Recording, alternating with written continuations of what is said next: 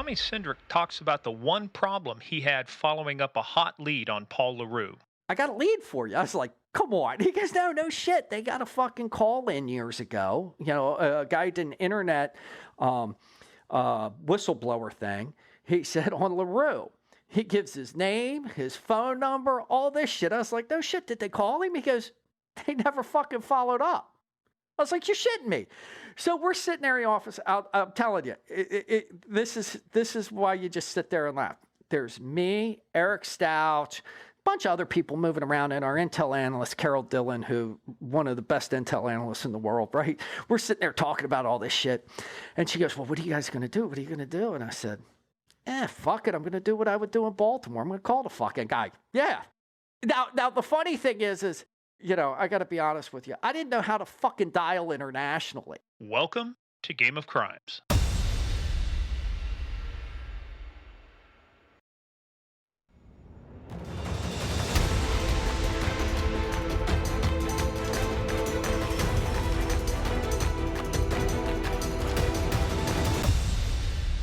There's one sitting right now in London from a case that Eric Stouch and I did, who's been sitting there since my retirement in 2018. 2018, and they won't let him out. But that's a whole nother story. We could talk about some other time. But that's a guy named Mohammed Asif Hafiz, and that has direct ties into Dawood Ibrahim and different things like that. So, but I personally think that there's a lot of people who don't want him back. But that's just my conspiratorial nature on things. So, hey, Morgan, I'll put this in a little perspective for you, our listeners as well.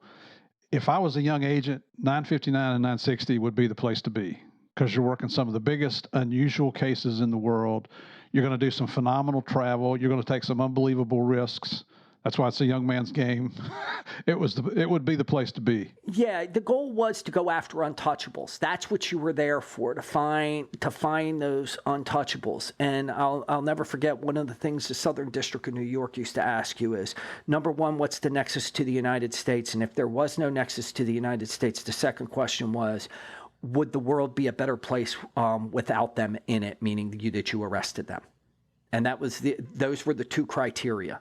And you know, that's kind of what we used. And that was started with, you know, when Lou Milione and Boyd Johnson kind of pushed this whole endeavor. And when he was in charge of when Boyd was in charge of the narco terror unit up there in Southern District, and the lineage continued down, you know, until even today. And just to explain that just a little bit more, with the Southern District of New York, it's probably the most aggressive federal judicial district I've ever seen anywhere in the United States. They view the world as their area. Well, you know, after the first, you know, World Trade Center attacks in '93, you know, and stuff like that, that New York has always been the number one target for terrorism in the United States. Yeah. And not to take anything away from the Eastern District of New York, because they're pretty good too, but man, That Southern District, that's where you wanted to go. It's like they never say no. They really don't. And you know, at the time when I was there, that was when Preet Bharara was the U.S. attorney, and Preet was, you know, unbelievably aggressive against the banks.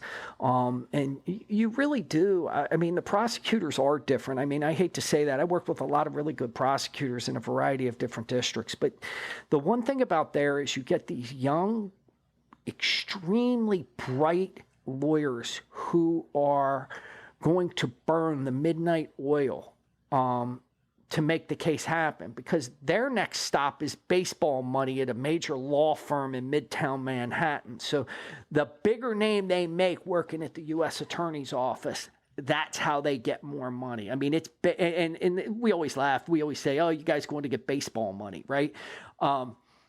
But it's true, and they're not scared to try a case. In fact, they want to try cases, you know, which is sometimes what a lot of U.S. Attorney's Office don't want to do. Southern District of New York, you know, they drop their balls out on the table and they're like, let's go to trial. Fuck you. Mm-hmm. You know? Plea bargain, no thanks. Yeah, they'll say no to a plea bargain. You'll come in and you'll say, I'll take 20 years. They're like, no. Yeah, we'll let you plead straight up. Let's see what happens. Yeah. Yeah, you can take your chances. Well, the great thing, too, about the federal system compared to state and local, as you know from working that, too, Tommy, was the power of a federal grand jury to get information, to do indictments, and just the simple fact that you have an indictment is a huge, powerful tool against these organizations that you want to go after because, at state, local level, I mean, you're talking about having to work cases till you get probable cause and you have to submit an affidavit to the attorney, who has to look at it, then go to a judge and stuff. It's sometimes it's a tough process. I wish we could have had they could have called them technically back then, but to have a standing grand jury where you can go in front of and say, here's what we want to do. Not saying that it's easy, but it is an easier process to speed up the whole investigation when you've got a sitting grand jury that can give you paper. Absolutely, absolutely, and that was the other thing. You had that, and then the thing you did have too at SOD was Lou Million always talked about tempo.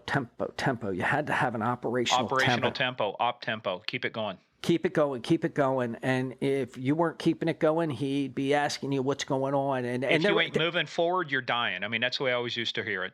Yeah, and look, he was the GS and then took over as the ASAC for Jimmy Soilis, and that was the short channel to Derek Maltz. Wim Brown became the boss then, and it was, I hate saying this term, but it's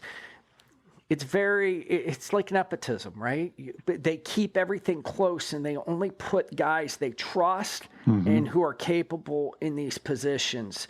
And I think that's why it was successful. Derek and Lou were very controlling in that way, and it made a difference in the success we had. At the time when Derek was the SAC of SOD, that's when you had Michelle Linhart as the administrator. You had Tommy Harrigan as the deputy administrator. You had Jimmy Capra as the chief of operations. Okay. They all knew each other. They just picked up the phone and talked. It was a short line to make shit happen. Things changed. I won't mention names of people who came in afterwards that were dickheads and tried to destroy SOD and try to destroy BIU like Tony Williams. I won't mention names like that. I thought you said you weren't going to mention names. Oh, Freudian slip. Yeah, or Jack Riley, who thinks Chapo Guzman actually knows his fucking name. But I'm being a dick now, but you know what I mean. I mean, we had a good run because of the situation that occurred for a very long period of time, and that's what led to that success. I mean, even when you can go back to Brian Dodd being there, Murph. You can go back to all those times. So I think that's what made the difference was this close, cohesive relationships. And knowing who to trust. And I think that's really important as you do these kind of cases is the relationships. Well, one name El Chapo knew was Drew Hogan, according to Drew Hogan. Inside joke. I'll tell you who Chapo knows. Sean Penn. Okay. Yeah. Well, I'll tell you who else he knows. He knows Abe Perez and Paul Crane because they're the ones who really got him. You know. Anyway, we digress. Yeah. Go ahead. Yeah, so I put my papers in and apply for the job. I get the job and over at SOD, and I report to SOD. And my first day there was really interesting because I get in and you come in and you're in this suit and you're looking all nice because you're supposed to be like that. And you get brought up to Derek Maltz's office. And, a lot of people who are listening may know Derek, but Derek is a character. He's all over Fox News, Twitter. We have used Derek's name. Steve and I went out to have lunch with Derek one time up here, and I was in the line of fire. I learned never sit across from Derek when you're eating. Oh, yeah. I mean, he looks at me and goes, so who the fuckers your guys? How did you end up here? And I'm like, what? He goes, who vouched for you? I said, Brizzolari and McCabe. He goes, oh, okay, good fucking guys. Okay, this is what I expect. And he goes, see all these pictures? And he's got all the pictures of all the BIU guys that have been locked up. He goes, you're going to fucking get some of these guys. You're going to go after them, and you're fucking going to put pictures up on my fucking wall. Okay? You understand that, right? And that... That's the best impression I've heard of Derek in a long time. I don't know. Derek, if he wasn't a DA agent, he would have been an actor on The Sopranos. Oh my God. And I walk out and I go, okay. And I'll never forget, Stouch was at trial in New York. And I go, yeah, I just talked to fucking Derek. He goes, oh, how'd that go? And I start telling him, he goes, yeah, sounds like fucking Derek, and we all laugh. But Derek's the best, I mean, he just puts his cards on the table and he tells you, your job is to get guys. Go fucking get them. And you know what, man, when I first got to SOD, I'm a staff coordinator. I'm a GS-14 coming in to do my headquarters time, and I get assigned to Derek's group. Oh, and that's when SOD used to be back out in Lorton. And this is 3 weeks before 9/11. So, it's getting ready to hit the fan there. And so he calls you in his office, and he's being real nice. He introduced me to the whole group and everything. And finally he's like, Murph, get in my fucking office. So you go up there, and it's like, what's up, Boston? He said, just tell me this. Who the hell do you know? I said, what do you mean? Who do I know? I know a lot of people. What are you talking about? He said, yeah, well, nobody here knows who Steve Murphy is. You ever work a wire case? And I said, I only worked one in my whole career. Then who do you know? How'd you get to SOD? It was the same thing. Who's your rabbi? Yep. How did you get here? Yep. And it, just happened to be Joe Keefe, who was chief of ops at the time, used to be my ASAC. Oh, Joe, now that's one of the all-time greats, right? Joe Keefe. And I earned his respect, and that's how I got to SOD. And once I said that, it was all good. Yep. Tommy, I'm going to disappoint you because Murph him and Paul Crane were involved in an incident to where Paul Crane bribed. I'm talking about bribed Steve Murphy to let him know when Derek was watching people come in or out of SOD headquarters. Well, that was a conspiracy between him and Jamie Hunt when we were all ASACs at SOD. Oh dear God, Jamie Hunt too, right? Yeah. I was Derek's executive assistant, the horse holder at the time. Oh yeah, Derek's fucking Derek's such he's such a character on some of this stuff, but he's so passionate about everything. He is. And the bad thing about those guys, the bribe was $3. I mean, that's not a bribe. No. Well, what does that say about you for taking a $3 bribe? Well, that's the best deal I could get. Yeah. Yeah. All right. Well, hey, but getting back to this, so you put in your papers, you do the Derek Maltz, interview, who the hell do you know, and now you're on board. So, what we want to do is let's start laying some context too, because eventually LeRoux is going to come onto your radar, and you're going to start working that case. But what goes on to lead up to that? So here's what happens. I get there. Eric Stouch is in trial at the time up in New York on AQIM, which is Al Qaeda of the Maghreb, and he had brought some defendants back, and he was in trial in New York on that case, and that was a BIU case. And that was a big case because it dealt with West Africa and connections to Liberia, and really, really big important case in the history of BIU and the narco-terrorism unit at the Southern District of New York. So he's in and out. So one day when he's back, we're talking, and he said, I was like, well, who are we going to go after? I mean, how do we do this? How do we figure out, do we have sources? He goes, well, we can talk to the sources. And I said, well, what about this Syntac upstairs? Because I had no shit about any of this, right? You got to remember, I'm coming from Baltimore at this point. Okay, the one thing I quickly realized is I don't even speak the fucking same language as these people from SOD, okay? I've been in the ghetto my entire fucking life. So I get to SOD, and all these people are talking very proper and nice. They're not really cussing. I'm like a fish. Boy, you are like a fish out of water there. I'm like, where the fuck did I land, right? Like, this is like fucking Mars, right? So, but so I'm talking to Stouch, and he goes, look, nobody up there is going to fucking ever help you. He goes, it's all bullshit. Nobody ever gives you any leads, And I'm like, okay. He goes, I'm like, whatever, we'll figure it out. So I'm talking to Wim, and he goes, let's go have lunch. Let's go have coffee with my buddy Rudy. And I was like, okay. And it turns out to be this guy, Rudy Atala. So who goes to lunch? There's me, Stouch, Wim Brown, and we meet Rudy Atala at this coffee shop in Reston, Virginia. Now, Rudy is a former military attaché. I think he was in the Air Force, if I remember correctly. And he, has his own company, one of the consulting companies in D.C., and we sit down and we're talking about different things, and he's talking about targets, and initially it's the big love fest between him and Wim because they're talking about Boot and they're talking about all these different people who they all know. I don't have a fucking clue. If your name is not a member of the Black Gorilla family, I have no fucking clue who you are. Okay, I just don't. Right, so I'm listening. I'm trying to get schooled up again, and Eric goes, look. He goes, if you can't provide us like a bio on people, he goes, I don't understand why we even do some of this. Like, we get none of this. And Rudy's like, well, I can. Eric goes, well, let's see what you can do. Get this conversation going. And Rudy goes, look, I'm going to go home tonight. I'm going to look up some stuff and I'm going to send you guys a good target with some good information on him. Eric. And how long had you been on SOD at this point? Fucking not even a week. No, I shouldn't say that.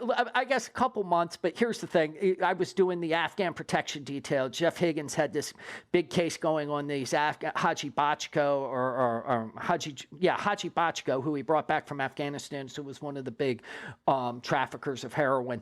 And we had to sit with all these Afghan witnesses in these secure locations and get them to and from court while the trial was ongoing. So when that was finished, so you're talking a couple months. I think I did 6 weeks on that detail. Right, but in terms of you actually being operational inside SOD and starting to work stuff, you're only there for you only have a week now. Yeah. Oh yeah. So we're sitting there, and I get back and I talk to Wim Brown and I said, hey, you don't mind if I reach out to Rudy directly, do you? And he goes, no, absolutely not. He goes, you're working it. He goes, you're going to work the cases, not me. He goes, you're the guys. I said, okay. So he gives me his information. So I reach out to Rudy and Rudy goes, okay. And he sends me this fucking thing on a guy named Paul LeRoux, sends me this UN report. And it talks about this guy who's got a 220-person militia in Somalia. He's cultivating heroin and coca, using greenhouses in Somalia. He's in the weapons trade in Somalia. I'm sitting there reading this, and I'm like, holy fuck. And what rings in my head is something Eric Stouch told me. He goes, just remember, everything you read is going to be interesting here. Every fucking thing you read. He goes, we got to make sure we can make the case. He goes, because everything's fucking interesting when people give it to you here. And he's kind of right. Like, as you go on in your career at SOD, like, people send you a target and you're like, man, I like this fucking target, but I can't do shit with that, right? Like, it's all, it's like sitting in a high-end briefing half the time, right? Well, it's like sitting there and, you've got 100 people to pick from and everybody is FBI top 10, the world's most wanted. It's like, okay, every case is interesting. But yeah. How do you pick? So I start, when I got this, I started, and Stouch is going back to New York to do research or do the trial on AQIM. So I'm working the research angle of this. I'm doing all, Google searches. And this is like, we're getting toward Thanksgiving, Christmas time, right, too. So Murph, shit slows down a lot of DEA come around those last use or lose days, right? Yeah, it does. Yeah. So even on my home time, I'm sitting there and I'm typing and I'm looking up and I'm finding all this shit about this guy fucking LeRoux. And I'm like, dude, I like this guy, right? Like, as a bad guy, I like him. I was like, and I'm calling Stouch as I'm researching shit. And I'm going, look, dude, if half this fucking shit is true, he's the fucking real deal. Half the shit, because we're reading about murders committed in the Philippines, shipments of guns coming out of. He's got mercenaries. He's got former special forces type people that are on his hit squads, right? Yes, yeah. And so I'm all excited because I'm like, man, this is a good fucking case. So we get through the holidays and we get, and I got Stouch interested and we're talking and we get through the holidays, and in January I said, and I'm talking to Rudy at the same time, cultivating this relationship with Rudy. And Rudy says, look, I got a potential source we can meet down in South Africa who can probably lay a lot of this out. So I'll talk to Wim, talk to Eric. We start setting up travel to South Africa. Okay. I laugh, but it was only my second trip. My first trip was to Qatar with Eric in between me getting there and stuff like that. And that was a long flight, but you had to lay over in London.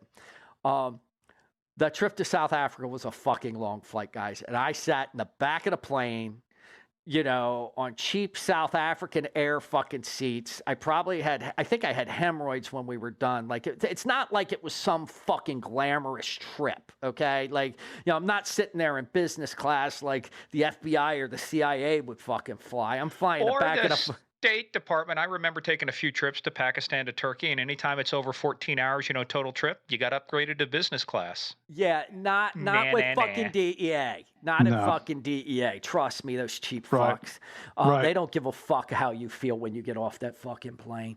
So Could you feel your legs? Were they still there? Oh, dude. I just didn't know any better, though, to be honest with you. I was so fucking excited just to do the job, right? And so we take this flight to South Africa, and we end up meeting these guys, and we get to South Africa, but we can't. The South African guys are very worried about the meeting taking place in South Africa because LeRoux was so well known. So Which part of South Africa were you in? Joburg, Cape Town? We flew into Joburg, and so then we actually went to Botswana, and I'm trying to remember, Gaborone. We drove to Gaborone and met with these guys because, like I said, they were concerned because LeRoux was known to have a long reach. He was strong in South Africa. He had put a contract out on a couple journalists down there. There were a lot of people who were very, very shook. And were his original ties back to South Africa? His actual ties were Rhodesia, which is Zimbabwe, prior to the Mugabe takeover and the communist takeover. And then his family fled to South Africa after Rhodesia became, after Mugabe. So, so he was originally African. So he's truly, believe it or not, a white African American. And did he speak now? He spoke Afrikaners, right? Yeah.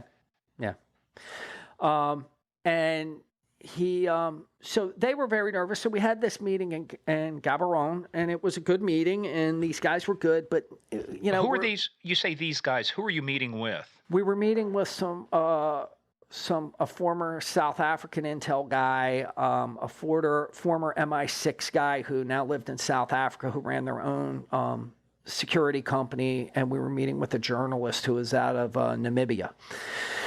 And they all kind of knew him, but like we get done that meeting and we're like, man, this is going to be a long haul because they really didn't have like the source in. We came back from Gaborone. We meet with a bunch of other potential sources, but nobody really has that in. Like Eric and I are looking at each other and we're like, man, this is just going to be a long haul. We're just going to have to keep making trips over here and figure out and find somebody who will talk about him and start putting us in the game.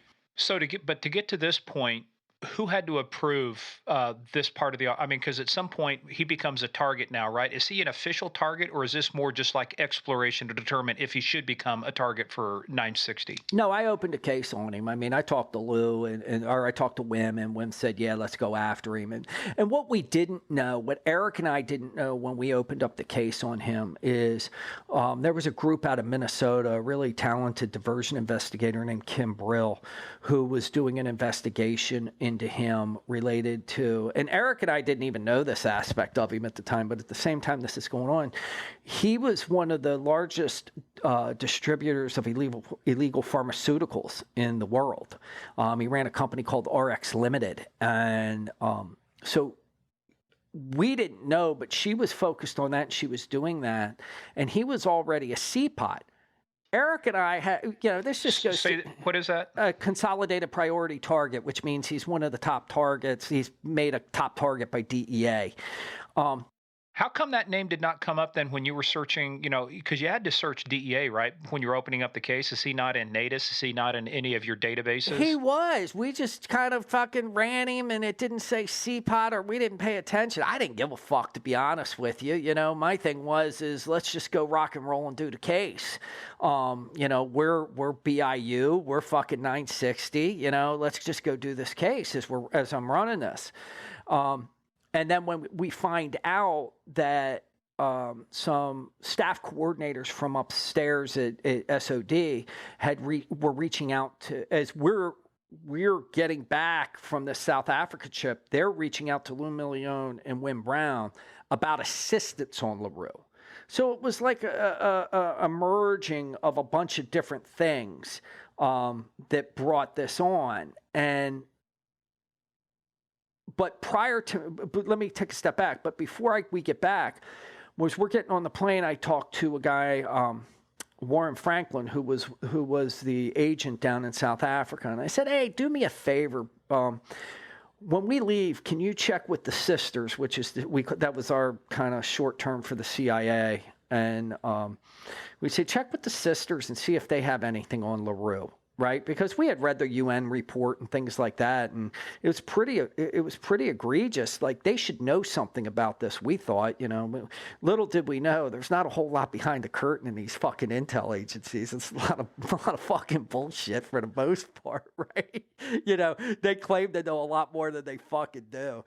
So, and some of them know, but it's all bullshit. We always, like Eric and I, we use the analogy of the Wizard of Oz. There's nothing fucking behind the curtain. Pay no attention to the man behind the curtain. Yeah, it's fucking nothing there.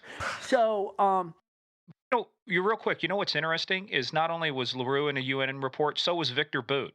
Yeah. Talking about arms dealing, low intensity conflict in sub-Saharan Africa and place. I mean, this dude was responsible for 6 million deaths. Yeah, these are world players. These aren't small-time criminals. These are world players. Yeah, and I guess we didn't, I'll be honest with you, we never looked at it like that. We looked at him no different than we would have looked at Rayful Edmonds, at Jeff Fort in Chicago, or whatever drug dealer in the United States. We looked at him like that. That's how we viewed it, and and I think that's why we were successful in this, right? Because you can get caught up in all this fucking shit that's going on out here. And I always use the term, and if you ever have Jimmy Capper on, he used to say this to me: it doesn't have to be an intergalactic fucking conspiracy. Okay? Right? Everybody wants these intergalactic conspiracies, but that's not what makes a fucking case. Okay, you got to be strategic and take the fucker out. And you don't have to get him for every single fucking crime he's done in his entire career to make your case. You got to get him for something and get him off the field. Okay? And so when I asked Warren Franklin that, I was hoping we would get all this intel. Right, we get back to SOD. There's all this stuff going on with the diversion groups upstairs, the ASAC and staff coordinator talking to Lou and Wim. We're moving forward on this case. We get a call from Warren Franklin, and this is the funniest fucking thing. Warren goes, "Hey Tommy," he goes, "I checked with the people." He goes, "I got a lead for you." I was like, come on. He goes, no shit. They got a fucking call in years ago. A guy did an internet whistleblower thing. He said on LeRoux. He gives his name, his phone number, all this shit. I was like, no shit. Did they call him? He goes, they never fucking followed up. I was like, you're shitting me. So we're sitting there in the office. I'm telling you, this is why you just sit there and laugh. There's me, Eric Stouch, bunch of other people moving around, and our intel analyst, Carol Dillon, who one of the best intel analysts in the world, right? We're sitting there talking about all this shit. And she goes, well, what are you guys going to do? What are you going to do? And I said, fuck it. I'm going to do what I would do in Baltimore. I'm going to call the fucking guy. Yeah. Now, the funny thing is, I got to be honest with you. I didn't know how to fucking dial internationally. Right? Like on the like hitting 8, then 0, 9, then 0, all this shit, right? Like I didn't know, right? So I get on there and finally figure it out. And I'm talking to Eric. I said, let's see if the fucker answers. Hello? Where was he located at? Well, so he was located at that time, he was in the Emirates. Okay. UAE, yeah. So I call, this guy answers the phone. And I was like shocked. Right? I was like, oh, fuck. I stopped my conversation with Eric. I'm like, yo. I was like, hey. I said, how you doing? And he goes, good. Wait a minute. You went yo? Yeah, I was like, I don't know if I did yo, but I was like, hey. And he goes, yes. and he's very, very rigid, right? You can tell he's very formal. And I said, this is Tommy Cindric, and I'm with the U.S. government. And you sent a request in a few years back on a guy named Paul LeRoux. He goes, yes. I said, we'd like to talk to you about that. Are you interested in talking? Yes. You interested in potentially working for the U.S. government? Yes. And I said, okay, we'll be back in touch. Is your email still good that we have on the original report that you made with the U.S. government? He goes, yes. I mean, that's all he's fucking saying, right? Because I'm sure he's shitting a brick too. I mean, he put that in 2 years prior, right? So I'm like, oh, fuck. Right? Like we hang up. And so now we're off to the races. And he turned out to be the difference maker. Okay. He had worked for him in Somalia. Was he in Dubai or Abu Dhabi? He was in Dubai. So what happened was Eric and I had another trip. We were helping another agent out with the case he was doing in Ghana. We fly to Ghana. We're waiting for confirmation from the guy, the source, the confidential source that he would meet us and where he would meet us. Because he didn't want to meet in the Emirates either because everything is tapped and they're very, he was very nervous. There's, it's a controlled environment there. So we're trying to figure out where we can meet, and we decide to meet in Cyprus because, Cyprus is a friendly place for the United States, and you can kind of move around there anonymously, especially as a bunch of white guys, without drawing too much attention to yourself. So we're in Ghana, and we get the confirmation on that. So we call Lou and Wim. We call Wim, and Wim's like, yep, go do your thing, make it happen, and that's the beautiful, see, that's the other thing, and Murph will tell you, if you were in a fucking division group, you would have to be down to the fucking penny about how much money you were spending for that travel. We were already in Ghana, okay, which was a significant costing trip. We were now going to fly across the continent of Africa into Addis Ababa in Ethiopia. We were going to fly from Addis Ababa to the United Arab. There's a fun place to be. We're going to fly from Addis Ababa into the United Arab Emirates. We're going to meet the source in the United Arab Emirates in the airport, and then we are going to fly to Cyprus and have our meeting. That's what the fuck we're doing. Okay, that's a pretty significantly costing trip, right? Call Wim, say, hey, look, this is what we got to do. Wim's like, okay, go for it, guys. Let me just make sure Lou's good with it. And he's on the phone and he clicks over and Lou's walking in the office. Yeah, go, make shit happen, make shit fucking happen, right? And you're like, okay, and I'm fucking like shocked because I'm still fresh out of the institutions of the division groups, right, where you can't do dick with money. And, we fly across and we meet the source, and the source brings all this evidence. I mean, he brought a computer that was his from when he was in Somalia that showed the militia they had started fighting with Al-Shabaab.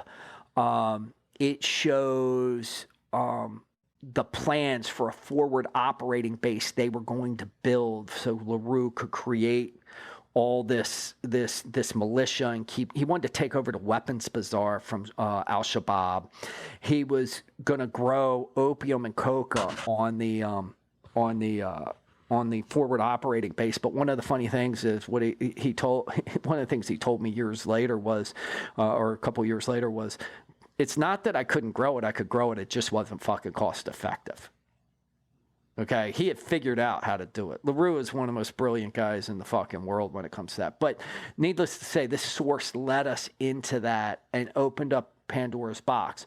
Then it was after we met him and we had all that information, it was coming back to SOD.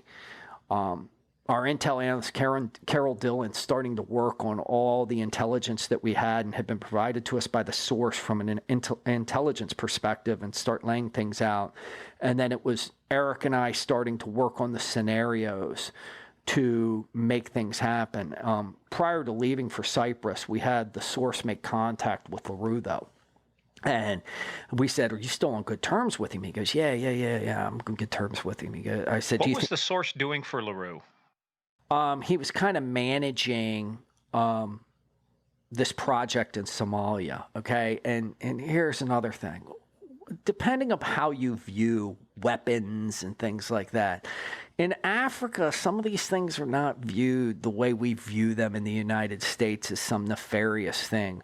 And it's all It's a illegal. fact of life in many of those places. It's just the way it's done. And it's legal. And it's fucking legal. I mean, there's plenty of people who are doing government to government business where they're selling weapons, and there's plenty of black business going on. But the U.S. doesn't have a lot of jurisdiction in that. So whether our nice U.S. citizens like it or fucking don't like it, it's a fact of life, and you got to deal with the things as they come. So. This source contacted LeRoux, and LeRoux was asking him to go to work trying to get EUCs, which are end-user certificates, for medicine. Okay? Now, you have to understand that an end-user certificate is normally used for government-to-government business. So if a supplier is going to supply some sort of medicine, let's just say Advil or ibuprofen, to an African country, then you have to have the government sign off, and the business needs the government okay to ship it to that African country. So you can't do business. LeRoux could not ship ibuprofen to an African country if he didn't have an end-user certificate from that African country authorizing the shipment. Okay. And that was to establish provenance so that you knew where it originated from, who owned it. It's kind of like a chain of custody in cops, right? You want to know who's touching it. Can you prove that it's really coming from this source going to here? Correct. And so LeRoux, you got to remember, he's in the pharmaceutical world, and you're thinking RX Limited and all this kind of stuff. But what's medicine? Right? And this is what I knew from my, this is where going to Klan Lab School and all that shit started to pay a little dividends for me. Morgan, you talked about how did you get to certain points? Well, if you look back, the road was predestined for me and Stouch to work on LeRoux, right? I had gone to Klan Lab School. I knew about pseudoephedrine.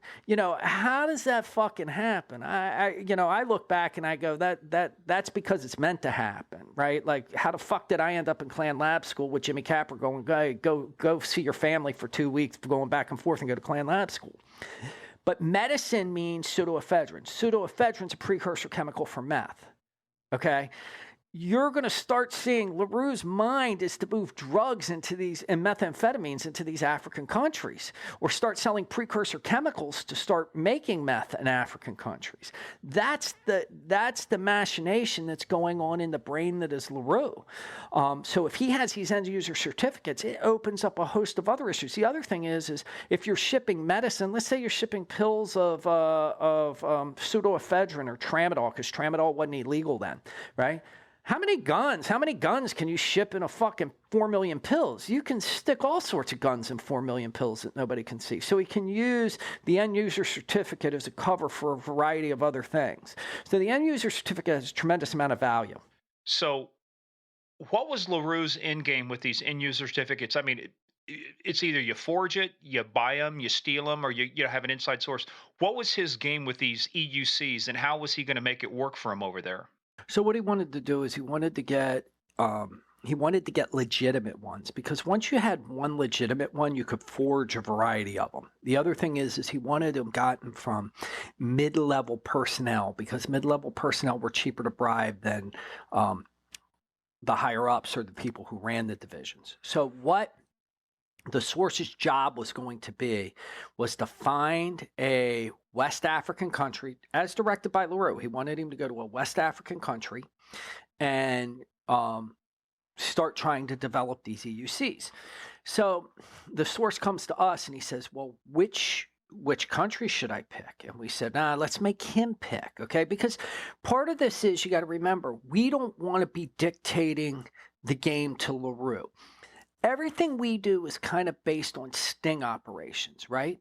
So you can't be dictating what the bad guy does. The bad guy has to dictate to you, and you have to fit that into the constraints of the law, the rules that you have to abide by from your agency. So it becomes a real balancing act on some of this stuff. So Kind of like an illusion of control. You're giving him the illusion of control. yes. And Eric and I always laughed. Our favorite movie when we would sit there doing this stuff was Argo, right? And our joke was Argo, fuck yourself, like on the show. Because what you're doing is you're creating a Hollywood theme and you're trying to make it as real as possible, but you know it's all fucking illusion and lies. Okay. But you have to give enough truth to it to make it work. And that's what we would do. And that's what we would do. And that's what we were doing with LeRoux. So when he said the West African country, instead of us picking, what we did is when the source sat down with us, we listed 3 countries. We sat down with him that we thought we could operate in. We had one throwaway that if he would have picked that country, we'd have been pretty fucked. But we didn't think based upon what we knew about him, and our feelings about him, we didn't think he'd operate in that country anyway. So we put the countries in. Can you say what the throwaway country was? Yeah. We put them down the list. So country one we put is Cote d'Ivoire or Ivory Coast. Okay. The second one was Ghana. Okay, because we had a good relationship with Ghana. We felt we could work in Ghana. And although it's not as good as the third one we chose, which was Liberia. Liberia was a home for BIU. We had a great relationship based upon previous cases and extraditions with Fumba Sirleaf, who was the head of the National Security Agency. His mother, Ellen Sirleaf Johnson, was the president of the country. Lou had an outstanding relationship with them. Fumba was West Point educated and a really, really, really, really solid guy. And his close childhood friend was Sam Gay, who was who at the time was a retired DEA agent. Okay. And Sam Gay, we all knew he had worked in Nigeria and worked all over Africa. And Sam is a legend in and of himself in DEA for some of the undercover work he's done. So we felt Liberia would be the best, but we didn't want to throw that out as first. We thought it would appeal to LeRoux, okay, because LeRoux liked war-torn countries. He liked messes because he knew he could exploit people in those places. Liberia, because of the war between Sierra Leone and Liberia, the genocide that occurred in Sierra, all through all these places like Sierra Leone with the RUF, and Joseph Kony was over there. It just kind of, we thought it might appeal to him, but we didn't want to throw it out as first because if he had paid too much attention and looked at it closely, he would see that there had been extraditions done by DEA from there. Okay, well, but you also judicial expulsions. You'd also taken a previous president out of there, Charles Taylor. Well, exactly. Yeah, exactly. But we thought that would appeal. Part of LeRoux, Charles Taylor, and the maniacal sense of Charles Taylor, we thought would appeal to LeRoux. So we put that down as third, hoping that he'd pick it, but not anticipating he would. We kind of anticipated Ghana. He picked Liberia. But Ivory Coast was your throwaway, right? Yeah, we couldn't operate there. We could, but it'd be a pain in the ass. And we didn't think he could really operate there because we had seen no connection between him and there. Ghana, he had previously done some business in Ghana, so we thought he would choose Ghana, to be quite honest with you. And we're like, oh, we can make Ghana work. We have a good relationship with the people there. We had a good CA and a good agent there. Joe Kellums was the agent. Hayward Lampley, if you remember Hayward. Yeah. What's a CA? Country attaché. Hayward was the CA there, and Hayward was great. He was such a character. But he and Joe Kellums had a great relationship with everybody there, and were able to make things happen. So we felt we could work there. We knew we could operate in Liberia, but like I said, we didn't think he'd choose Liberia, but he did. And thank God, because it became, Liberia just makes life so much easier for the BIU units because of the tremendous relationship with Fumba Sirleaf Sam Gay was Liberian by birth, so he was there. You just had this a really good working relationship and the ability to operate there. You had the perfect storm coming together. Yeah, you really did. And so when he picked that, we're like, okay, now what next? So that's when we returned to SOD, and it's like, now Eric and I have to plan again. And this is the other thing, like Eric and I, so when you're back home and you're not traveling, it's not like you're home just hanging out with your wife and kids, right? I mean, like, we're on the phone hours a day with each other discussing this if we're not in the office. Okay. This is what you do. You plot, you plan contingencies. Well, what if? Well, what if this? Well, what if this? Who are we going to use? What sources are we going to use? So one of the things we thought what we would do is we'd go to Liberia and we'd use the source and start cultivating the relationship while in Liberia. Eric couldn't make the trip with me on this one. He was still dealing with some stuff related to the AQIM case. So Wim Brown and I went. And the source was really good because how we controlled everything is when the source would get an incoming email from LeRoux, he wouldn't respond. He would bring it over. He would either send me the email, or he would like when we were in Liberia, he'd bring it over and we'd sit in the room and I'd craft my response, right? And then the source would put it into his language because the source was not American. Okay. So all my terminologies and how I talked, he had to take and convert into how he talked. And then he would send it back to me and I'd look at it and I'd go yay or nay. And when Eric finally got back, that was how we did it. Eric and I would review everything the source sent back and we go, okay, send it. Okay, add this or not add this. And that's how we did it. So as we did this first stage, I start saying he wants medicines, right? And so we start getting into this thing. And we tried initially using one of our sources, an Israeli source who was a diamond guy. And we were going to try and get LeRoux interested using diamonds, right? Blood diamonds that came out of Africa. It didn't go for it. We were kind of surprised, but conflict diamonds are a big issue. And I guess he just, for some reason that didn't pique his interest. So what we did is we had him say, I met some Colombian guys here, and they're very interested in getting certain chemicals here. And so knowing the chemicals for meth, right? We started throwing, I would throw out, they want red phosphorus. They want anhydrous ammonia, all these different things that anybody would say, just say meth, right? But you don't want to say that because you want him to ship the chemicals and you'll work into the meth because you don't want to upset him yet, right? You don't want to say, hey, I want meth because you don't want him to go, whoa, you're the police, or make him nervous in any way. So we're going down this list, and at one point in this, he responds to the source, and he goes, oh, I know what the fuck they want. They want meth. And I went, cha-ching.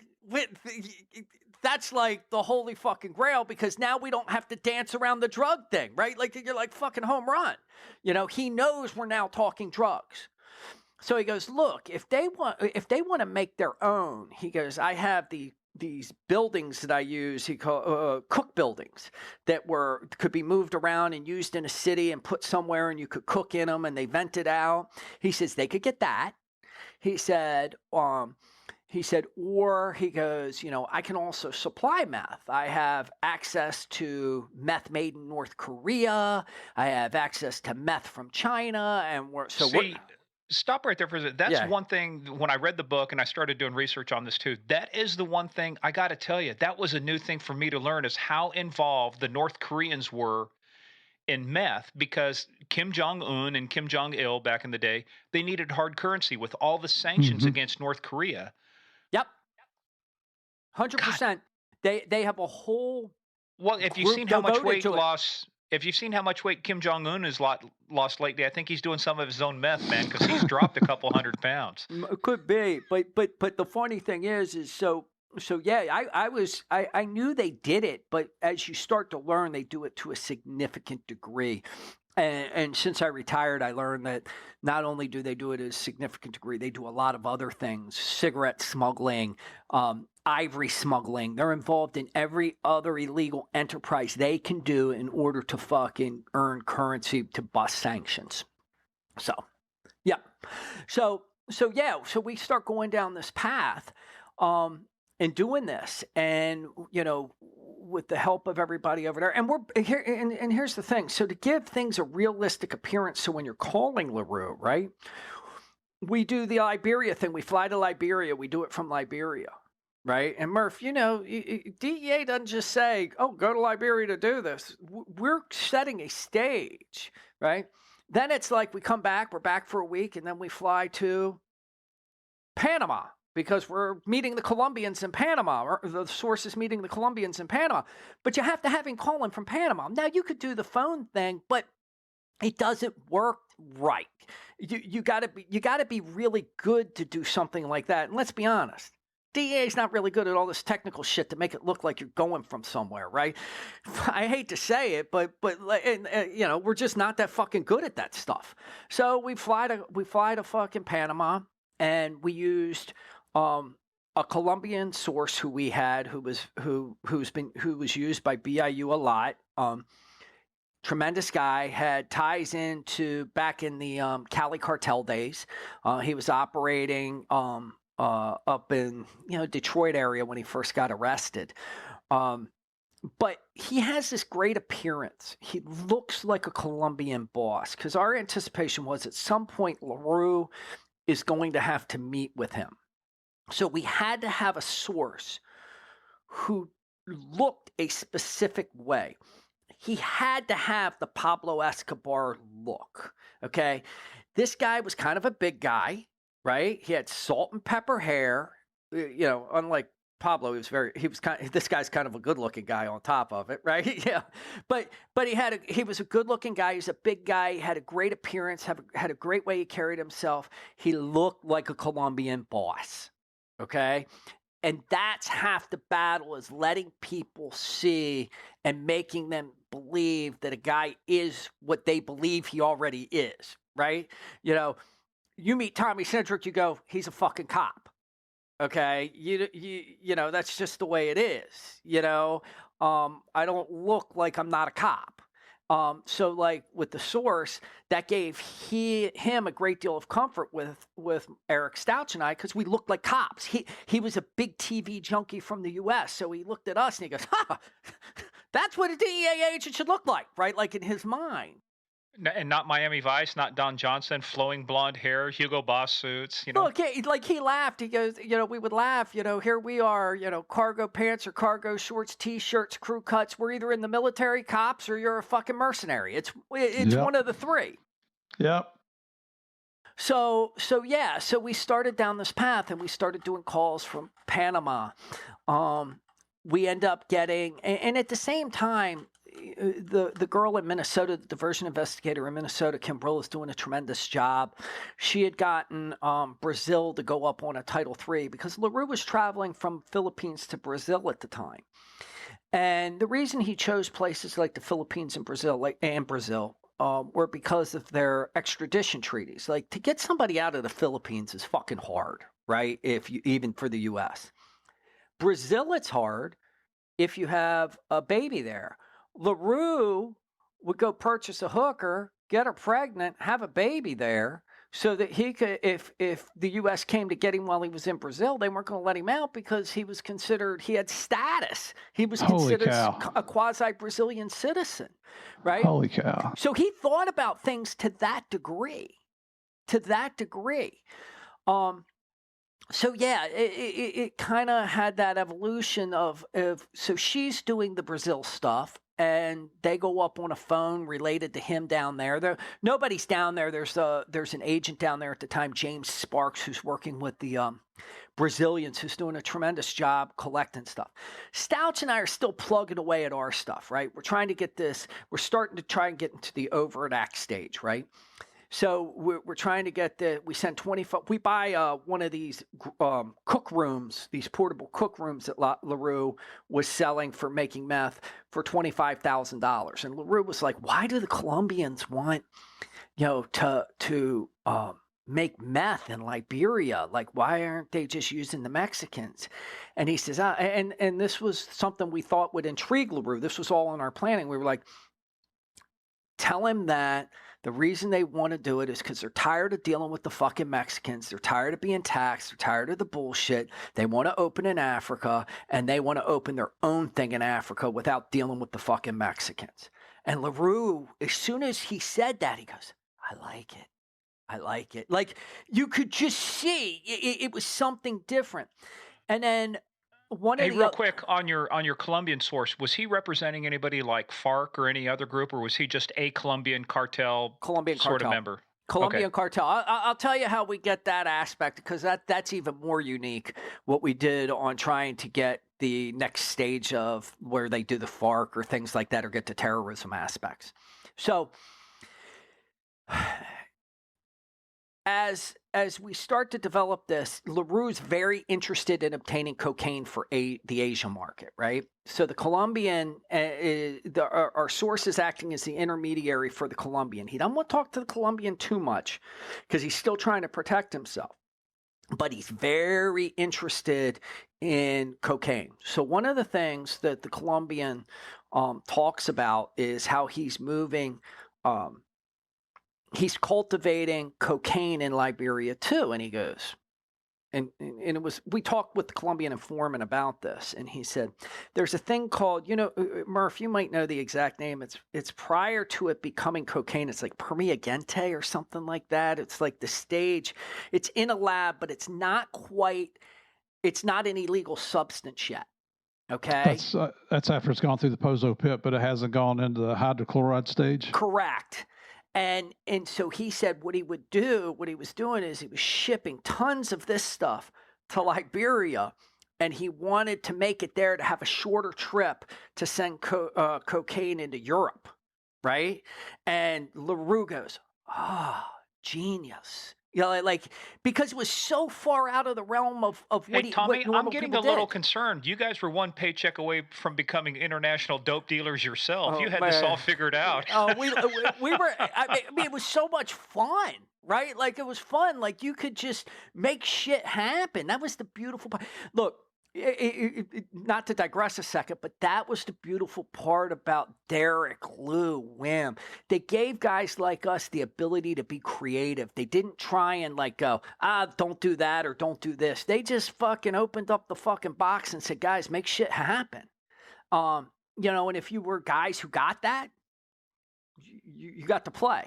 It was like and it would be a blast. That's what I say. If I was a young agent, that's where I'd want to be. Yeah, and so we start going down this path, and then LeRoux says, "Look, I can send you samples of the meth. I can send you the North Korean meth, and I can send you Chinese meth." He tells the source. So we're like, fucking Chinese meth would have fentanyl laced in it, is my concern. Or COVID. Well, at that time, it didn't. You're talking 2012, right? So we start doing this, and we say, okay, send it. So he has his guy send it, okay, and we have it sent to Liberia, and we have it sent to Sam fucking. We have Sam Gay open up a fucking mailboxes, etc. place in fucking Liberia. And we have it sent directly to the fucking mailboxes, a DHL facility or whatever the fuck it is in Liberia. And Sam Gay, we have Sam Gay. We're like, Sam, we're on our way over. He goes, okay, I'll pick it up and keep it in my fucking apartment. Ooh. So we get it, and he holds it there in the box, doesn't open it. We get there. Eric and I cut it open. We find it. We package it, seal it, fucking bring it back to the United States. The interesting thing really is about that, though, is The meth that came from North Korea, the unique thing is that meth, when it went to the special testing lab, was 99.6% pure. Wow. And That's Breaking Bad pure, baby. Oh yeah. This shit was badass, and it had a unique organic compound, is what they said. Okay, now we all know this from being cops, from the signature of analysis that you can do on things, whether it be meth, heroin, however, or how you make your coke. So as things progressed, and this didn't happen right away, we got in touch with our Seoul country office, right? Seoul, Korea. And the Korean police had significant seizures of what they believed was North Korean meth. And so we teamed up the labs, and what we were able to show is that unique organic compound was common between what South Korea thought was North Korean meth and what we thought was North Korean meth. So there's no doubt that it was North Korean meth. Wow. Yeah. But then he sends us to Chinese meth. Chinese meth ain't bad either. It's like 98.6%. It's triad meth, right? Like it's not shit, right? So the Colombian guy calls me and goes, "Yeah, I don't want that fucking Chinese shit. I want the North Korean stuff." He's like, and Paul's talking to the bad guy. He's like, "I didn't think it was going to be that bad. What the fuck?" But sources sometimes run off sideways, but it was kind of funny. But yeah, so we end up getting the meth. Hey, real quick at this point though, Tommy, what because you got to get to a point to where there's a nexus for the United States. Have you achieved that yet, to where you're at, or do you still have to do some work? Because no, we had gotten that. We had gotten that Okay. because we said we were going to move some of the meth into the United States. Not all the meth was going to go into Europe. Some of it was going to go into the United States. We had gotten because that's that. one of the things you got to be able to establish, a nexus to the United States. He's going to do something there, right? Yes, and we had gotten that through these meth conversations, and then part of the meth that we were going to get from North Korea was going to go into the United States. So we were very comfortable with that. But here's what we still didn't have, and this is what's interesting. We still didn't have a conspiracy. Okay. Paul, and why is that? Because it's just your source and him. You don't have two people who are criminal actors involved in a conspiracy. No, we don't know what Paul is saying to the guy. We know the stuff's getting shipped, but we don't know anything about the other guy, and we don't have evidence. Even though a third party shipped it to us, we know nothing about that. It's just not there. You could make it up, but it's just not quite there. What happens at the same time is these intercepts in Brazil lead to a conversation about meth that Paul's talking about the meth he is supplying us. So Diversion's running their case and has these phone lines up, okay? Eric and I are running our case independently from them, okay? We're doing our case from the outside in, which is what we do, okay? As they're listening, as James Sparks and the Brazilians are listening to these phone calls, they talk about the meth they're going to supply us. Paul talks about that with a third party who's identified. Okay? Now, bingo, you've got your conspiracy. Got our conspiracy. So Eric, the funny story is Eric and I are in France when we get notification of this, right? We're in Paris. We're staying at this great fucking Marriott known as the Trocadero. I said, well, my friend, let's go get ourselves a fucking nice crepe up there by the Eiffel Tower, because we're right near the Eiffel Tower. So I sat there and ate a fucking crepe with peanut butter and banana and celebrated the fact that Eric and I were able to because we knew we had our indictment. We were done. But yeah, so we knew we had it. We called the U.S. attorney when we were sitting up there in Paris. U.S. attorney's like, "You guys got it. I'll see you when you get back." We went up, and the U.S. attorney goes, "Yep, you guys got it." He goes, "We'll go to grand jury. When do you want to go to grand jury?" We're like, "As soon as possible." Because Lou Million's theory was, get paper, you own the case, right? But what we didn't take into consideration in some of this, like apparently the Minnesota people, they've been doing their case for a long time, several years, right? and they weren't pulling the evidence they needed, and it wasn't because of lack of effort. They were, and this is where I go back to, they had an intergalactic conspiracy, right? They're trying to pull fucking all this information from the stars and make it into a fucking indictment. Whereas Eric and I went, we're going to fucking get LeRoux for fucking meth. That's what we're going to do.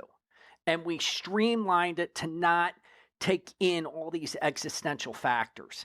And so, you know, the normal DEA bullshit of fighting back and forth about when you're going to do the indictment. Oh, we'll give you 2 more weeks, let you get your shit up to speed. It never happens. We get our indictment in July of 2012.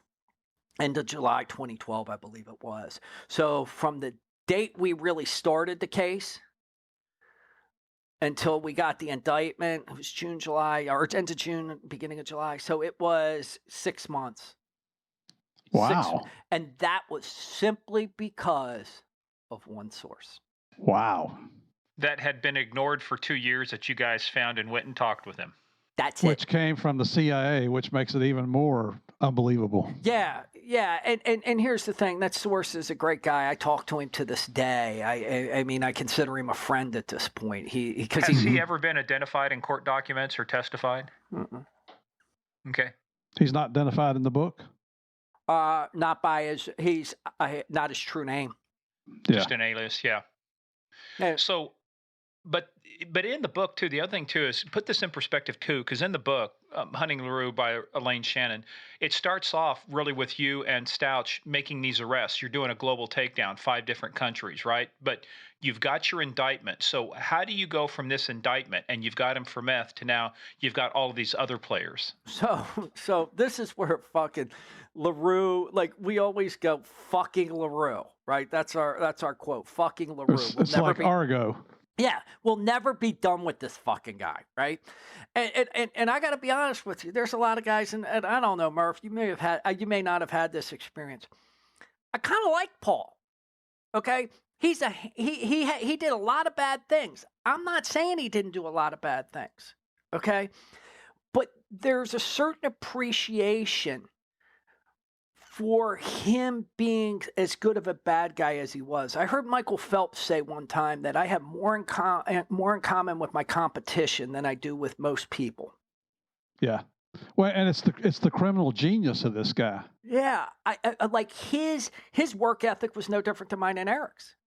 We worked as hard as we fucking could to get him. He was working as hard as he fucking could to make money and not get caught.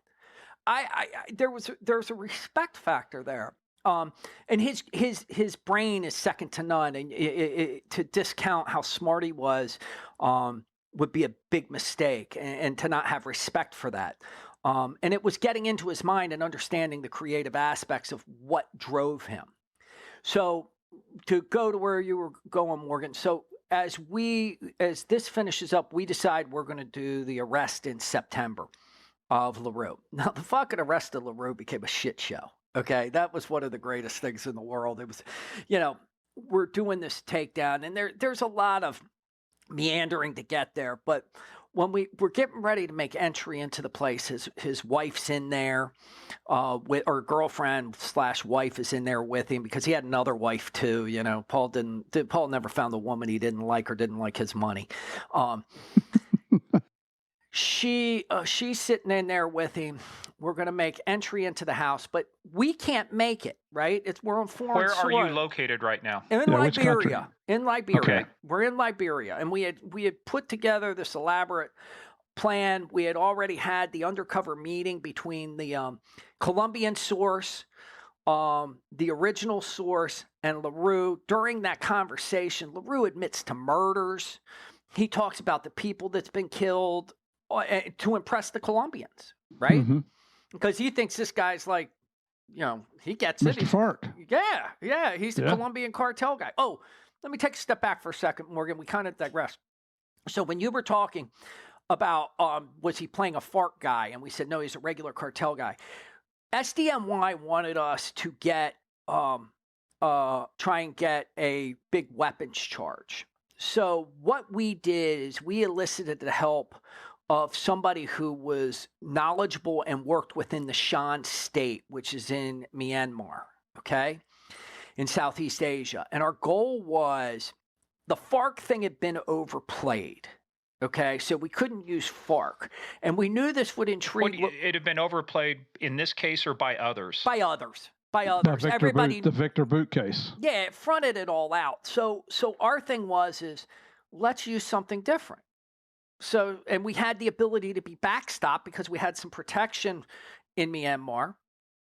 And we had a guy give us a weapons list of what Yod Sirk, who was a warlord in Myanmar in the Shan state, wanted.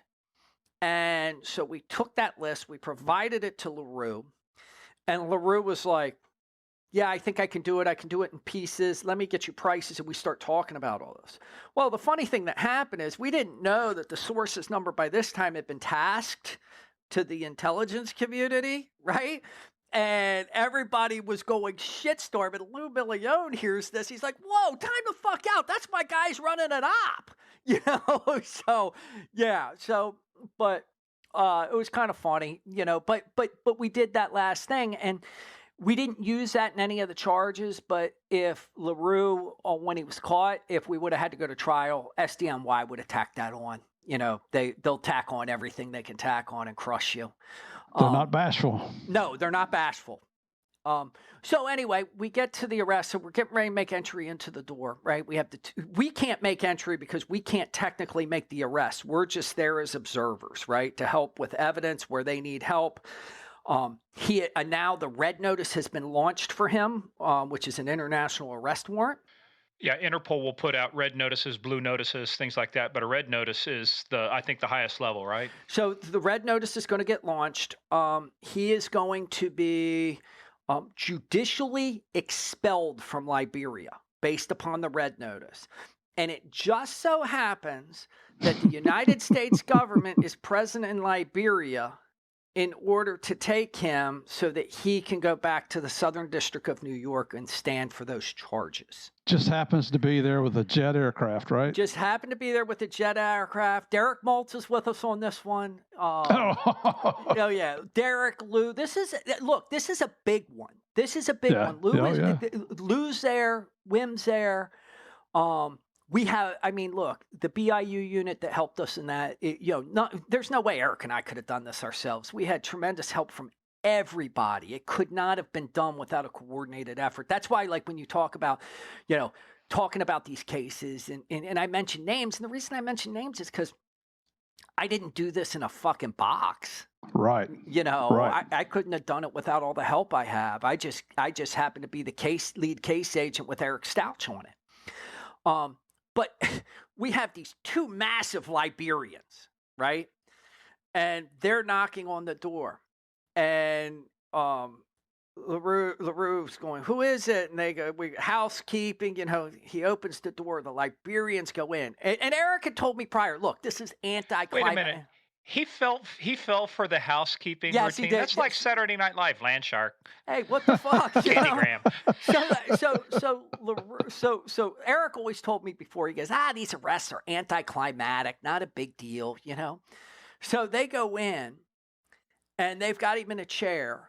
I grab the computer immediately from the Cindy Kyanan, who was his wife or girlfriend, and I grab his computer. And I move them because I don't want them. I don't know if he has the delete switch, anything like that. So we grab them, separate them off. LeRoux at the same time goes into a complete passive resistance mode. Now, for those of you who don't know what LeRoux looks like, it's about 5'10", 350 pounds, and he looks like a rugby player. He's just a big, round ball, and he's strong. Oh, okay? Yeah? Oh, yeah, he's strong. And he just goes into this passive resistance mode. And Eric's hitting him with the pressure points, trying to get him to release his hands. He's not releasing his hands. I'm getting ready. I'm like, at this point, I was like, oh, fuck this. So I'm pulling out my fist. I'm getting ready to punch. Wim Brown goes, no, don't hit him like that. So I don't hit him. And then the Liberian cops goes, sir, stop resisting or I will shoot you. Eric there you go. Well, because it's Africa. It goes from 0 to 60. It's give up, if you don't give up, I'm going to kill you. Yeah. And that's how Africa operates. That's kind of it. You know, And what did LeRoux do? He gave up. He knew the game. Yeah. So, but then the great thing is he gets cuffed, and we're all sitting there, and I'm going to ride with him to the national security agencies of Liberia's place and holding facility. And which, let's be clear, we're not talking about the United States NSA. This is Liberia's version of their federal law enforcement national security agency. Correct. And LeRoux, immediately he looks at those guys and he goes, "My African brothers, what do I have to do for you to release me? You know, do you need money? What do you need? You know, these U.S. imperialists." He starts going off and starts immediately trying to bribe people in front of us. Doesn't hesitate. Doesn't skip a fucking beat.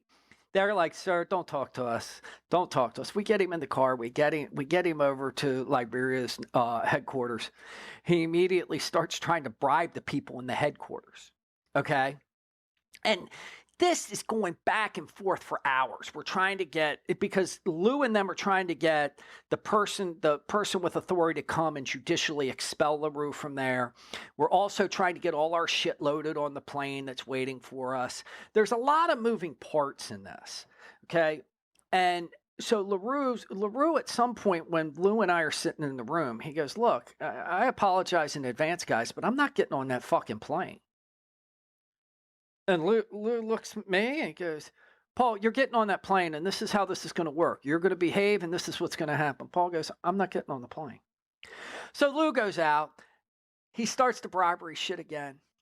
So they judicially expel him from Liberia in this formal, quote-unquote, formal ceremony. The guy comes. They talk to him. "Judicial arrest warrant. We're expelling you. U.S. authorities are here. They're going to take you back to the Southern District of New York. Good luck to you, sir." Right? Paul goes, "Ah!" and goes into this yelling passive resistance mode and will not let go. I mean, there's like 10 of us trying to get his arms and get him handcuffed, right? We're getting shackles on him, right? And it takes, I shit you not, 10 of us to carry him down 3 flights of stairs in shackles. Oh my gosh. Oh yeah, and we got a van waiting for us. And for those of you who don't know Africa, it's the rainy season. So when it rains in Africa, it's like a waterfall pouring on your fucking head, right? So we get him in the van, and Paul's like in the van. We get him just pushed enough, and they get the door shut, and they're like, "Shut the door." Boom. And he's like turned inside out like this, cuffed and everything like that. We're all finally in the car like, fuck, right? We get moving. We start driving in the van, and Paul starts laughing. And and Lou looks at him and goes, "What's your fucking problem?" Lou's fucking pissed, right? Because this has been a shit storm of an ordeal. This has taken fucking 45 minutes to get him down 3 flights of stairs, right? Oh, jeez. And Paul goes, "I did apologize in advance." And Lou's like, "God damn it, let me tell you how this is going to work." So we get him, Paul goes, "Look, I'll behave. I'll do everything you say." So we get him unhooked and get him hooked again properly, got him sitting comfortably. Now, I'm going to tell you something. He did not bitch once about getting carried down 3 flights of stairs. He did not have a bruise on him. He was a big boy about the whole thing the whole time. Like, he didn't go, "Oh, I hurt. Oh, I'm this. Oh, I'm that." Get him down the 3 flights of stairs. We're in the van, on our way. Everything's great. We get a fucking flat tire in the fucking van. Hey, did you have a Murphy in there with you? Oh, Murphy's Law, man. And it's pouring down. Like I said, it's pouring fucking rain. We pull over to this fucking place. The Liberian driver goes, gets enough air in it, gets us to the airport. We get Paul on the plane. On our way back to Southern District of New York. This is where it's all going to end. We're all happy, right? That's what we think. That's what we fucking thought. And we get in the plane. We do the initial stuff where we print him, strip search him, do all that stuff, getting him on the plane. Got him on the plane. He's sitting down. We finally got him comfortable. We're getting ready to take off. And we get taken off and we're sitting there, and Eric and I are sitting across from him, and we're tired, right? And everybody's sitting there, and he goes, what's he say? He goes, he's just like, so, gentlemen, he goes, well played, gentlemen. And we're like, fucking, we're looking at each other like, this guy is fucking out of his mind, right? He goes, but if you're interested in me, you're obviously interested in much bigger things. Eric goes, nah, Paul, you're kind of the fucking prize, bro. You're it. He goes, nation states, gentlemen, nation states. And we're like, are you fucking kidding me? And so we go through this whole thing, this whole routine of he wants some sort of immunity and all this stuff to cooperate with us. We go, look, it doesn't work that way. You have to have the attorneys involved, and we can't make those decisions. Look, our bosses are here. We're using Derek. We're using Lou. We're using Wim. We have no fucking say. Look, this goes on for an hour and a half.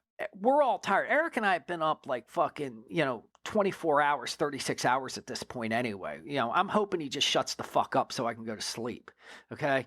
I mean, I'm being completely honest. And then fucking Paul, true to form, he goes, okay, gentlemen, I'll talk. And he started telling us things for 9 fucking hours. Now, are you taking notes? You got a recorder? What are you doing here? Handwriting notes, and we're going Did back. Did anybody ever talk to you about the concept of a recorder? Yeah. Nobody ever flips like that. No. So we he cooperates with us, which was a great day for us, and he starts shedding light on deals he did, a missile system he had created with the Iranians, or for the Iranians, and it was for short to mid-range missiles. He got paid $5 million in gold for that.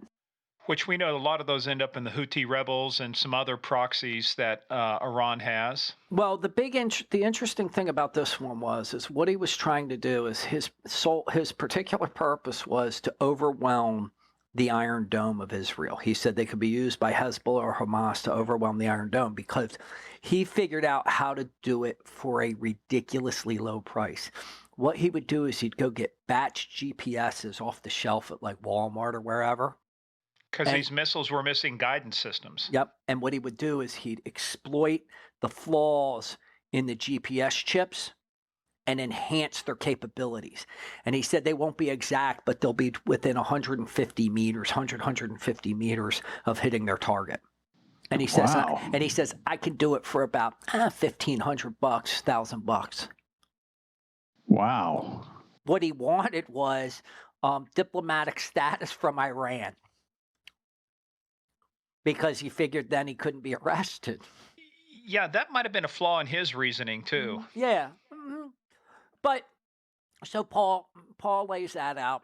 He lays out his association with the North Koreans that ran through the Chinese triads. He told us about those people.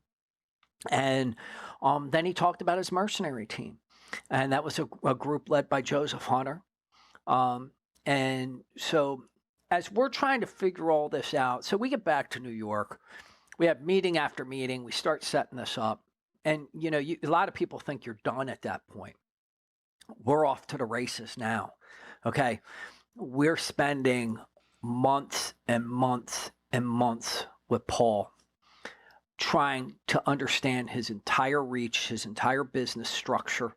We're trying to at this point assist with Minnesota, and because we can't let his pharmaceutical business continue to run, right?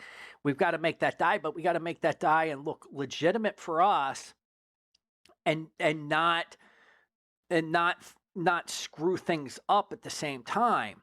Well, hey, to the world, how many people, how were you able to contain the arrest of LeRoux? Because he's a big player, right? So if he disappears off the radar, somebody's got to know. He didn't disappear off the radar. LeRoux did everything from behind the computer and over the phone. He was the COVID era before the COVID era, okay? So he would do everything, and he had PGP on each side of phones. He had his system on his computer was all designed by him. No, people forget Paul was the original developer of something called E4M, which is encryption for the masses. That it was the genesis of what TrueCrypt was, okay, for protecting your computer system and the information on your computer system. So Paul knew how to protect the information. The only thing you can't, the only way you can exploit a computer system like that is to have a fucking source. Because then you're getting the information whether he intends it or not. The only thing he's protecting it from is prying eyes. So, and him operating on a computer and the phone is just standard operating procedure that he's done for years. Correct. Yeah. Correct. Wow. Correct. And good stuff.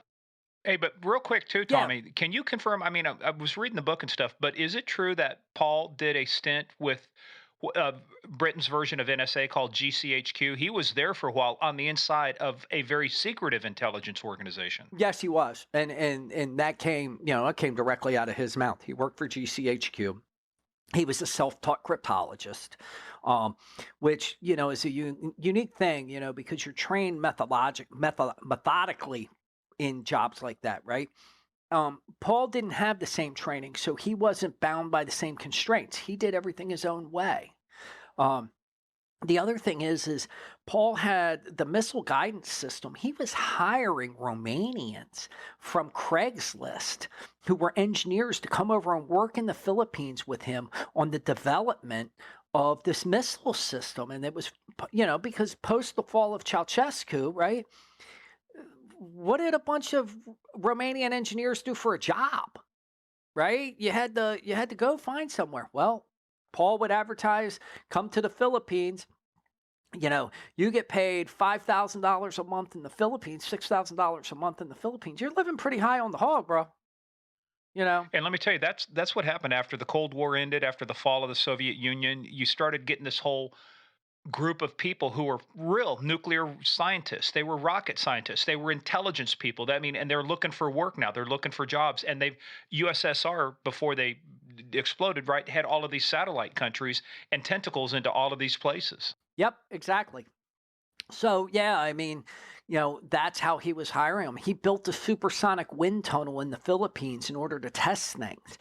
He was innovative as hell. If Paul would have used his mind for good, God knows, he probably just would have been another Bill Gates who doesn't really do any fucking good, but makes a lot of money. Now, don't hold back. Tell us what you really think about this stuff. Before you go on that. Or he might have been hanging out with Jeffrey Epstein like Gates and them too.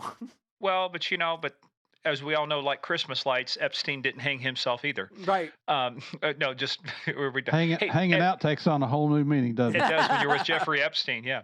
Hey, but at his peak of his career, how much do you think LeRoux was worth? So LeRoux said on the pharmaceutical business alone, he was grossing $9 million a month. Oh, jeez. Okay, but it wasn't enough for him. One of the quotes he said to us, one time we were sitting there and we were discussing him owning an island. And I said, "You own a fucking island?" He goes, "Every good villain has an island, Tom." Yeah, the stereotypical.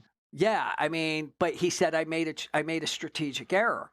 It was in the southern Philippines, so it was Abu Sayyaf territory. He said, I'd have spent more time protecting it and fighting for it than I would doing anything with it. Yeah, and there's a unique thing about Abu Sayyaf. That is the only Islamic terrorist group that is headquartered or based out of a non-Islamic nation. That's interesting, yeah. There you go. Stephen taught you something on this podcast. Yeah, there you go. There you go. So, yeah. So Paul did that. So then we had to come up with what would be the next step in all this. And so we locked up Paul. Turned out to be September of 2012. And it took us through the holidays. It took us about, through the holidays to figure out how we were going to shut down his business and understand everything. And then come the first of the year, we went up and met with him again, and it was like, what are we going to do, and how are we going to fucking do this? And Eric and I ended up in a bar on Atlantic Street in Brooklyn. And we sat down. We start drinking beer. We got our napkins and we got our pens. And we were eating popcorn. They had popcorn there. And we are like, what the fuck did we do? And we started. This is old school planning right here. This is the way it used to be done. Yeah, and we sat there and we drank beer and we ate popcorn and we sketched out what it was going to be and we decided, okay, because we had gone through, and this is where the nothing behind the curtain is going. We tried to talk to the fucking FBI about, you know, the technology aspect of LeRoux with the Iranians. It got a bunch of hand job bullshit from the FBI, so fuck them. We just kind of were like, okay, that's done. We called our CIA liaison over at SOD. That was a fucking giant ham job by the agency. So we're like, fuck them too. So we're like, how do we do this? Well, why were these guys not interested in WMD stuff? I mean, we're talking about a state sponsor of terrorism. You've got a credible actor who actually has a credible solution to solving a big problem they were trying to shoot rockets into Israel. Why did this not get elevated to a high priority? They didn't believe us. They thought we were making shit up. I'm not kidding you. Unbelievable. They thought we were making shit up. Look at the evidence. Look at all this. I'll be honest with you. I ran into the same problem after I retired. I went to a meeting down at the CIA because I may have been trying to do some contract work. They asked me about LeRoux and they go, well, that's not evidence. I said, the Southern District of New York says it's fucking evidence. What the fuck? Don't you guys understand what fucking evidence is? And I got in an argument with them and I walked out. Well, they don't, because they don't worry about evidence. Yeah. Well, yeah, they don't have to. They don't investigate criminal cases. They don't have to go to a grand jury. You know, they're an intelligence organization. Well, and here's the other thing, and this is the thing I found with in the case of LeRoux, because I've had great dealings with some other FBI agents and different things like that. So it's not all of them, but what I find is there in the LeRoux case, if it wasn't somebody else's grab, if it wasn't their grab. Meaning if they weren't the ones who arrested LeRoux and the information wasn't theirs, then it can't be right because they would have known about it had that been the case. Yeah. Okay. And, you know, a bunch of cowboy DEA agents can't be the ones who fucking arrest a guy like this. And that's really what it comes down to. I mean, we used to laugh with a bag of money and a good driver. We can do anything in fucking Africa. Right. We would because we didn't have the technology. So we would just blend into things. You know, I talked to some friends who do communication stuff with the military. And they said, actually, you guys doing that, the way you did it, you didn't even know what you were doing, but you just kind of became invisible by getting burner phones and operating off of them. You know, unless that number's tasked, nobody's going to pay attention to you. You're just another fucking group. Wow. So everybody, I mean, so now let's kind of bring it now because at some point, the real concern too is he's got mercenaries out there. He's got people who are contract killers. He's got people who are definitely threats to humans. So you've got the business to shut down on one hand, but you've also got these mercenaries and these, you know, hired killers on the other hand. So here's the thing. So then we went, as we were looking at this and when we were sketching on napkins, we're like, what can we do? And what we figured out we could do, if we can do what DEA always does, we're really good at drug fucking cases. So we said, okay, North Korea's on the table. And then we said, okay, we got to do the mercenaries because the mercenaries, you know, they're Western trained mercenaries. So there's a certain obligation there. Okay. Two of them being former U.S. soldiers. Well, I was about to say U.S. Army sniper instructors, dangerous types. Yeah, two former U.S. military guys, 2 West Germans, and a Polish Grom. Okay, so we were like, okay, they've got to be taken off the board. And so we were focusing on that, and on the meth side, we were looking at the 2 meth dealers, and there were these 3 other guys that were involved with the Chinese triad meth dealers, right? And we were like, we didn't even want to fuck with them. We wanted to leave them alone, right? We were like, just quick fucking calling LeRoux. They kept calling LeRoux. Hey, I got a dirty Cambodian general. We can build a meth lab here. Hey, I can do this here. They just wanted to keep making money. So we were like, fuck, you guys are going to make us put you in jail.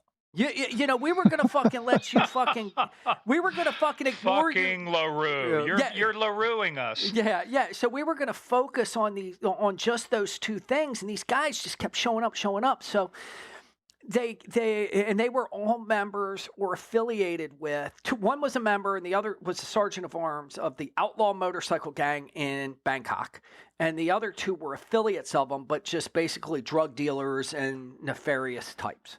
So when we finally decided, okay, now we're back, and we're like, we're gathering evidence now. We're making trips back and forth to Thailand. We're gathering evidence, doing undercover meetings. Everything's moving at a very good pace. And then we're like, okay, this is getting unwieldy. How do we pull it all together? And we decide that we go to the Southern District of New York. Eric and I came up with the idea. We are going to have the outlaw motorcycle gang guys be the transfer people for the Chinese triads, okay, who are moving meth to the United States. And they're also, the outlaws are going to protect the load. So we're going to knock off those guys. And then in the other side of the conspiracy, we're going to knock off the mercenaries. And we're going to do this all in one fucking day. Like we've heard of regular chess. We've heard of 3D chess. You're playing 12D chess right now. Well, so we go in and our two prosecutors, and I'll tell you. Well, first of all, I got to ask, why the fuck would you want to? I mean, was life not hard enough, but you're trying to orchestrate how many different operations on how many different continents to all come together at the same time? Because here's the thing. If we knocked off one, some of the other ones would hear. We may not catch everyone. So our goal, again, the SOD mantra, especially the BIU mantra, was not just arrest, but get them back to the U.S. People. Yeah, people. So it wasn't originally. It was originally a question to you, Tommy. How many different operations on how many different continents were going on at the same time? 3 different operations on 3 continents, 3 different operations, 9 different people, something like that. Yeah. Oh, 10 different people. 10 people. 10 different people. Yeah. 10 different people. So, but the really interesting thing on that is when we were sitting there, we went to the U.S. Attorney's office, right, to tell them Eric and I to tell them this is what we were going to do, right? And we had 2 really, really fucking stellar prosecutors, Michael Lockhart and Rachel Kovner. And Rachel Kovner, just to give you an idea, she's known as the Wizard of Palo Alto. She has the highest GPA in Stanford law history. Okay, she's now a judge in the Eastern District of New York, and she is one of the most brilliant people I've ever talked to and seen streamline through shit than you can ever imagine. We sit down and we say, this is what we're going to do. We basically do the Babe Ruth thing, like we kind of call our shot, and they look at us and they go, yeah, guys, good fucking luck, right? Good fucking luck, you know? So over the course of the next year, we did these meetings. We did them in places we did them in Phuket, Thailand. We did them in Whoa, back up. See, because I want people to understand, over the course of the next year, LeRoux is on federal ice at this point in the United States, and you've still got all of this in play, and nobody knows. Nobody knows. Nobody knows. We had a couple hiccups. We thought people were going to know, but we were able to keep everything under wraps. We were fortunate. We got a lot of luck in that. Trust me, we got a lot of fucking luck in that. And but we're running these meetings, and I mean, like there was one we had to go to Mauritius for a meeting, right? Look, I'll be honest with you. Yeah, I looked at Eric. I go, "Where the fuck's Mauritius?" Sounds like a disease. I got a little Mauritius of the nipple. Yeah, and Eric goes, you know, so we're looking at it afterwards. It's a tiny little island off the coast of Africa, off the coast of Madagascar. Madagascar, way out there. Way out. So you have Africa, Madagascar, which is part of Africa, then Mauritius. We end up on Mauritius. It's me and Eric, 4 sources, 16 bad guys. Those are good odds. And we have the mercenary team doing surveillance on bad guys having a meeting with our sources. Dang. Okay. Then we had 2 bad guys come in because we were trying to sell LeRoux's missile system to see if we could garner some people in there. Then we had this, we call them the war criminals, this Serbo-Croat group from the 90s, from the war, who were involved in all sorts of drug trafficking. And they have a meeting with our Colombians, right? And we have the sources doing security for the Colombia, or our mercenaries doing security for the Colombian on this one. So they think the Colombians are legit bad guys. So everybody is in the fucking stew. Eric and I are in the gym at times, and two of the bad guys are in the gym working out with us. Jeez. I mean, you got no cover either, do you? No, it's just me and him down there. The ambassador, it's a consulate. The I guess Charge, or the ambassador, she was cool. She was fine with us. And the number 2 of the agency down there is like, yeah, just yell if you need something. We're like, okay, you know. And then a Category 3 typhoon comes through while we're fucking there. So you know. What else could go wrong at this point? Yeah. The only other thing is they could run out of beer on the island. Yeah, well, they didn't do that, thank God. But yeah, because our best thinking goes when everybody leaves, and he and I sit. I mean, no bullshit. Everybody laughs. We sit down with napkins and pens and drink beer and talk, and that's how we fucking figure shit out. It sounds like from Lord of Rings, Tyrion, or I think it was Tyrion, right? I drink and I know things. Yeah, well, I think that's how it comes. When we decided to do the final takedown, it was like late May, and things were going good. And we go, okay, we need a couple more things. And we were sitting in Phuket, Thailand, and we were sitting there, and I got cheap fucking Singhai light beer. It's fucking hot as dog shit, right? You're looking out the window. You know how Asia is with all the fucking electricity going into all these different places. It's nighttime. It just has this nefarious feel to it, right? We're sitting there, we're going, how the fuck are we going to end this? Right? And that's when we start drinking beer and sketching again, and we come up with our plan. How are we going to end this and survive? Yeah. Yeah. And again, look, I'll be honest with you, the groups and the DEA country offices, man, they were fucking stellar. Without them, I mean, like, it wouldn't have been able to be pulled off. Like, well, that's what makes DEA work. You know, I understand that OIG is doing some review of the of DEA's international program. That's what makes DEA so freaking powerful, successful. Yeah. It's because not only do you have personnel around the world, but you've got the connections in the different countries. Yeah, it's invaluable. That's the whole thing. It's the relationships, it's the contacts, it's the sources. That's what makes cases, not sitting in an office somewhere going, well, I think we're going to go after LeRoux, and I think I will personally do it, and I don't need any help. Just hold my beer, right? It doesn't happen that way. Now, I got to ask you, Tommy, though. Sure. You and Eric are sitting in all these different locations. You got your cold beers, you got your napkins. I mean, that really is old school way. That's the way we used to do deals. That's the way you just did deals. But how many times did it come to your mind, how the hell did I get here? What am I doing here? All the fucking time. Eric and I would look at each other, Murph, and we go, not bad for a couple ghetto cops, because Eric has a similar background as me. I was a DC cop. He was a Baltimore City cop. Okay. I left DC. He left Baltimore City. I go back to my hometown. He goes back to his hometown.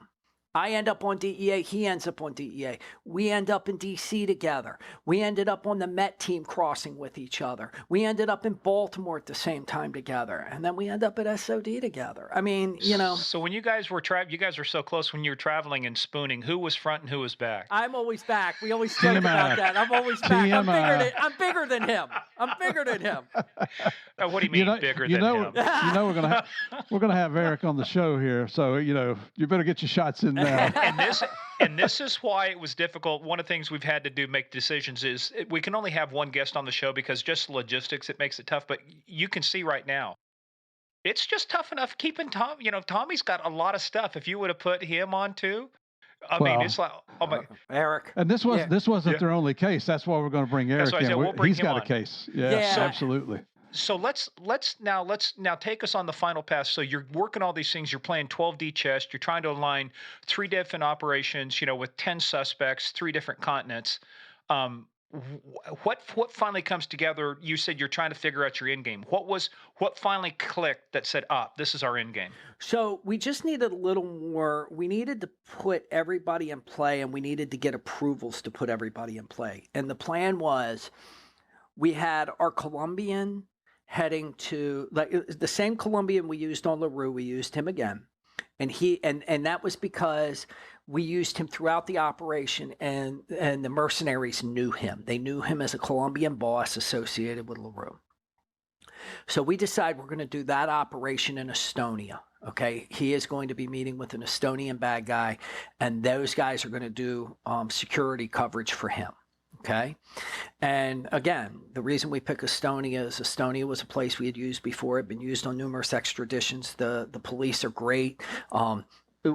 Just a tremendous law enforcement and DEA friend, and we had great agents there. We had Chris Urban and Ryan Rapaski from Copenhagen covered that area, and then we were going to take down the mercenary crew in Liberia, and they were flying those two of the mercenaries, and I should say this, we didn't even discuss this really. Part of the mercenary crew is they were gonna do a hit on who they believed was a DEA agent and a DEA source, and the DEA agent used, and we put a whole dossier together, was actually Lou Million had pictures taken where he was the DEA agent, and one of our other agents, who I won't name him because he still does a lot of undercover, but he's got an ethnic thing that I don't want to mess up. He played the source, and we would take pictures of them meeting, and we provided that to the bad guys so they knew who their dossiers were. We used a lot of things that happened in LeRoux to show that these guys were providing information to the Colombians. There was a 200-kilo shipment of cocaine that got taken off the Isle of Tonga, or washed up off the Isle of Tonga, that somebody associated, a Captain Ivan associated with LeRoux, was supposed to take across the fucking Pacific. He died somewhere along the way, and this cocaine washed up in Tonga. So we used that as an example to Hunter and the mercenaries that this is what happened. These snitches told them, they told this DEA agent, and it was enough for Hunter to believe, because Hunter goes, "Yo, the U.S. government wouldn't, nobody from it wouldn't just wash up like that. It was a U.S. government operation." Like, it was enough truth that he believed it. He believed in his mind that the U.S. government could put fake stories in the paper, which we all know they do. They do that all the fucking time, especially if you're the intelligence agencies. But I digress again. But yeah, I mean, so yeah, it all had enough ring of truth that these guys all bought into it. So we had two of the mercenaries that were going to be traveling from Thailand through Kenya and into Liberia. Wim Brown gets on the plane with them in Kenya because he's in Kenya, and follows them all the way into Liberia. At the same time, Pat Picciano and the Bangkok office are working with us to take off Hunter and the meth guys on over in Thailand, not in Bangkok. We were down in Phuket, and Pat Picciano and the Thai office were critical to that operation. So yeah, it was a giant, and to get in, like we've talked for hours now, but I could do another fucking 4 hours telling you exactly the differences in how these things ended up. I mean, one of the meth guys was probably the biggest drug trafficker of the group. He probably moved 100,000 kilos of meth that we were able to, that he admitted to us, and had direct ties to the 1,4K triad. Hunter ended up going to trial with two other guys who killed a real estate agent in the Philippines, and we actually took them to trial in the Southern District of New York. And this was after everybody had pled guilty. We had identified those guys through the use of our analysts and a lot of records and some sources, and we were able to make the case against two guys from Roxborough, North Carolina, who murdered a woman in the Philippines on behalf of LeRoux. So, and then we had the mercenaries, right? So, and that doesn't even, and I didn't even scratch the surface of the whole missiles. I mean, like each one of these, we could probably do an hour on where I could tell you about each of these people and each of these sections. So, Tommy, as we now bring this to a close, you've been working all of this. You've got these guys set up, like I said, Lou's on a plane. You're bringing them together. So, you and Eric are obviously basically in your version of a command center. You're watching everything go on. You're coordinating this. So, give us the final, takedowns, that are going on, the things that you're trying to organize. Because, like with anything, right, it never goes according to plan. You've got some oh shits. By the way, if the book is correct, there were a lot of fucks involved in this too. It's kind of funny. So Lou Millione's in the room with us, and he's watching me and Eric navigate this fucking mess that we're in the middle of. And fuck was said a lot, to the point where I said it said to Elaine Shannon after the book came out. I said, "Really?" I said, "Is that the fucking only word that the American public's going to think I can fucking say?" And she goes, "Well, it is." So we laugh, right? But yeah, so we're in this room and it's a command center, and we're trying to get Hunter grabbed first, right? And it becomes critical. Why? He's the leader of the organization. If we grab him first, we know we don't want him to get away. He was LeRoux's right-hand man on the security side. He was command and control for the mercenaries, and he was also extremely knowledgeable about other aspects related to things that may develop later on with people like, and we haven't even talked about him, Dave Smith, and different things like that. Right. But he was also a real, he was an order taker extreme. He didn't question anything. He did whatever LeRoux wanted, right? Anything LeRoux wanted, as long as he got paid. He was a mercenary through and through, okay? So we wanted to grab him first. So we had an idea of where they were. LeRoux had a safe house in Phuket, and we were set up on the safe house. But true to any form, you can't tell a fucking general from a goddamn foreign country. You need to listen to a couple fucking DEA agents about how they should handle shit in their country, right? Murph, you can, I'm sure, appreciate that. So as we're waiting, this general goes, "No, we're getting a so-and-so meter hit on their phone. They're in that house. We're going fucking in." Now, let me tell you, these little Thai commandos are badass motherfuckers, right? They're little badasses. They go in, they hit this house, ain't a fucking soul there, right? There's all this stuff there. We're like, oh, fuck. Eric and I, that's when the pucker factor comes in for me and Eric. We're like, fuck, where is he? First thing out the door, they go early, but you hit a dry hole. Yeah, you're like, just like, fuck, right? And then we're like, Eric and I remembered they like to play golf, and there was a place near there where they played golf, and one of the other guys was staying. So we start fucking doing fucking hits on the we're tracking phones, because we had used these phones, and we were tracking their phones, and we're looking at all this stuff, and we're hitting, and he's like, not hitting. Fucking Thai cops go, fuck this. Boom! Hit the second fucking door. We waited like 2 hours. I'm like, oh! They call me. Jimmy Grace was my boss at the time. He calls me and he goes, "Tommy, he's not here." I said, "You're fucking kidding me, Jimmy. Fuck you. Tell me he's there." I said, "Quit fucking with me." He's like, "Tommy, he's not here. I'm not fucking kidding you. I wouldn't do that Hey, to you." Tommy, do you know any other word other than fuck? No. And I'm just like, I'm yelling at Jimmy. I just hang up the phone. I just put my hands in my head. I'm like, "Eric, I don't know who the fuck he is. I don't know what to do." We got a team back in the States that's sitting with LeRoux in a hotel room. Eric calls. Eric's like, gets on the phone. Paul Larson's with him. He goes, put Paul on the phone. LeRoux gets on the phone. He goes, "We can't find him. This is what's going on." He goes, "Oh, he's there, guys. Relax, just can be." He goes, "He's probably on a motorcycle with a girl." Fucking motorcycle with a girl? What the fuck are you talking about? We all pull back, have surveillance set up. At the same time, I'm like, we can't wait on these other things. Launch the fucking Estonians, have them do their hit.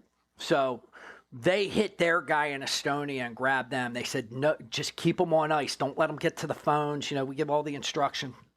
Estonians grab their guys. It's good. Okay.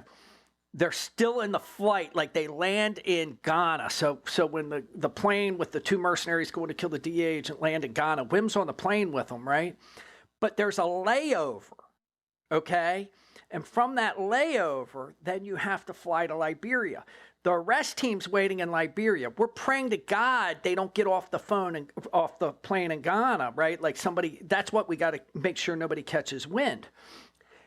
We don't know if Hunter's seen the activity at the old house, at this house, so we're fucking on major stress mode, right? Wim hits us and goes, doors closing, they don't get off. We're like, oh, thank God. You know, adrenaline dump. We're like, okay, we're going to grab those guys. Those guys get up in the air. It's a short flight to Liberia. Those guys get grabbed before Hunter does. So everybody's locked up but Hunter, right? On the mercenary side. Like, what the fuck, man? And Eric and I are starting to panic. We're like, so you've got 9 out of 10 at this point, right? We have 4 out of 10. 4 out of 10. The meth guys are last. Okay, so we're sitting there. We're like, okay, let's start notifying fucking the borders. You know, let's start locking this down. Get Hunter's name out there. Get pictures out of him. Start putting up that information. All of a sudden, Pat Picciano comes over the radio. He's on a motorcycle with a girl. No Where kidding. the fucking God. The fucking Pat must have, I don't know if Pat rammed him, but the motorcycle goes down, the girl goes down, nobody's hurt. They grab Hunter, you know, and we're like, oh, thank God we got him, because then you can worry about the meth guys. The meth guys are segregated out. We can handle that again, okay? We can move to the second phase of this, right? But if we lose Hunter, everything else is a fucking failure. It's a fucking failure. Well, and the miraculous thing about this is LeRoux knew exactly where he was. Oh, he's just like LeRoux's always he's like a savant on some of this. But I swear to God, it's just one of those ones. Like, people don't understand when you're doing this. You miss the main guy, it's a loss. You fucked up. If you don't get every guy, you just spent millions of fucking dollars on this operation. And people can sit there and go, well, it's not your money. Yeah, fuck you. You don't know how it feels. This is about getting the job done. And if you don't do it, you're a fucking failure. I would have had the hardest time looking back at my bosses if we would have gotten him. I'd have felt like shit. I'd have felt like shit. Yeah, because Derek Maltz would have been going there. There's a picture missing up here. There's no picture up here. Where's my picture? Oh yeah. And guys will break your balls. I mean, you know that, Murph. I mean, the thing goes, oh, you find Hunter yet? U.S. Attorney, you know where Hunter is yet? Oh yeah. So now, what about the meth guys? Did you get them? Yeah, we got them. So we did those in 2 different phases. The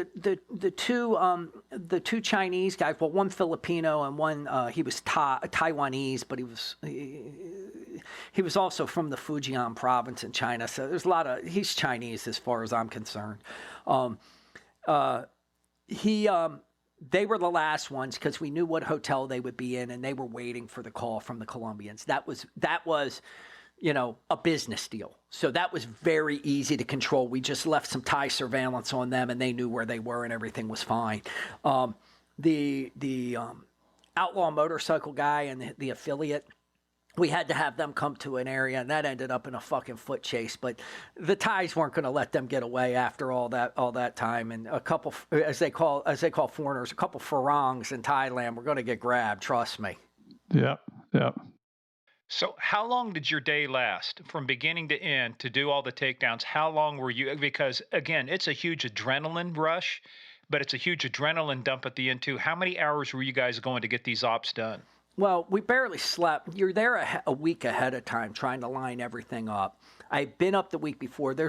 I think in the book they talk about my vision quest. I'm fucking out in the fucking heat running sprints in Thailand, right? And I see a water buffalo. And this guy comes out trying to get the water buffalo off the field. He's hitting these fucking crates together. I told Eric, I said, we're going to get him. I had a fucking vision quest, brother. He goes, 2 crates and a water buffalo. That's the sign of success. Yeah, he goes, I think you're smoking shabu. We're laughing, but yeah, so I would say that day ran, I guess we were up probably about 36 hours. But the worst one was, honestly, when we got LeRoux. I was up probably 72 hours when we arrested LeRoux. How do you function? You barely. And like there were times like when they were doing an interview at one point, like me, Eric, and another agent who was working with us, Steve Casey, we would all just go, and then you'd wake up, and then the next one would fall, and you just kind of are functioning. You slept in small snippets, but man, but how big of an adrenaline dump when you finally got the last ones done and they're all there? I mean, you just had to. It's kind of like, was there not just some huge relief, especially when you got Hunter, that all of this stuff weight just came off your shoulders? Let me tell you, when I got Hunter, I didn't care about anybody else. I wasn't as worried about the other people as I was of Hunter and the mercenaries, because everybody that has the propensity for a lot of other things, meaning violence, and so to get them was a big fucking deal. It's already documented they'd killed people. Yeah. Yeah. Yeah, and tortured people and beat up people and committed heinous acts of violence. So that was really important. Not that the other guys weren't, but that just had extra importance. Man. So I tell you what, when I just got to say, when I read the book Hunting LeRoux, by Elaine, and I know Elaine, and she did the book Desperados about Kiki. It was just so exciting reading the book. And I was telling Morgan back then, so we got to get these guys on here. It was like a walk down memory lane. But what a fantastic example of how DEA can reach out, like they did with Victor Boot, how they did with all the Afghani warlords and the people that came out of the Middle East, because of their connections around the world, man. It's just, I loved it. And it's having you on here and getting it firsthand. It's phenomenal. This is a great story. Well, I appreciate it. And the guys we had in our groups were just a unique, diverse group of guys. There were guys like me and Eric who were cops that came from the city. You have guys like Jeff Higgins, who were doing the Afghan warlord case, who was a journalist. Paul Larson, who was a journalist doing cases. Jeff Higgins, who's a pretty significant author now, does a lot of good work. Has two books out. You have guys like Steve Casey, who just come from the background, kind of like me and Eric in Jersey. Matt Keller. You just had a very diverse, different group of guys who had law degrees like Lou Miliona, Rob Zach. Wim Brown, who See, you can't even pronounce Zach's last name. Everybody calls him Rob. Hell, nobody can. Nobody can. Well, I would call him Zarashevitz, but it doesn't make sense with the CH on the end, does it? Or Manischewitz, yeah. We had him on. Hey, so give us the Cliff's Note version of just the outcome of the case in terms of convictions, indictments. What happened as a result of this? So as a result of this, everybody has either pled guilty. Everybody in the initial case, okay, which was the mercenary case, the Thai meth traffickers, the outlaw motorcycle gang guys, and LeRoux and the mercenaries, all pled guilty. Everybody pled guilty. No trials. They all pled guilty. As a result of those cases, we identified two people in Roxborough, North Carolina, Carl David Stillwell and Adam Samia. They were hired by Joseph Hunter to commit a murder on behalf of LeRoux in the Philippines on a woman named Catherine Lee. We were able to get jurisdiction in that case because the conspiracy to commit the murder took place in the United States, because otherwise we wouldn't have had jurisdiction for the murder. That trial, we locked those guys up in Roxborough, North Carolina, with the help of the Person County Sheriff's Office and the DEA Raleigh office. And the Person County Sheriff's Office, what a great group of guys. I mean, without them, it wouldn't have been not only near as fun to lock those guys up, but we wouldn't have been near as detailed. They were really good. They still have all the guns. I mean, like we see, I think 150 guns in that case from these two guys. Dang. It is North Carolina. Of course it is.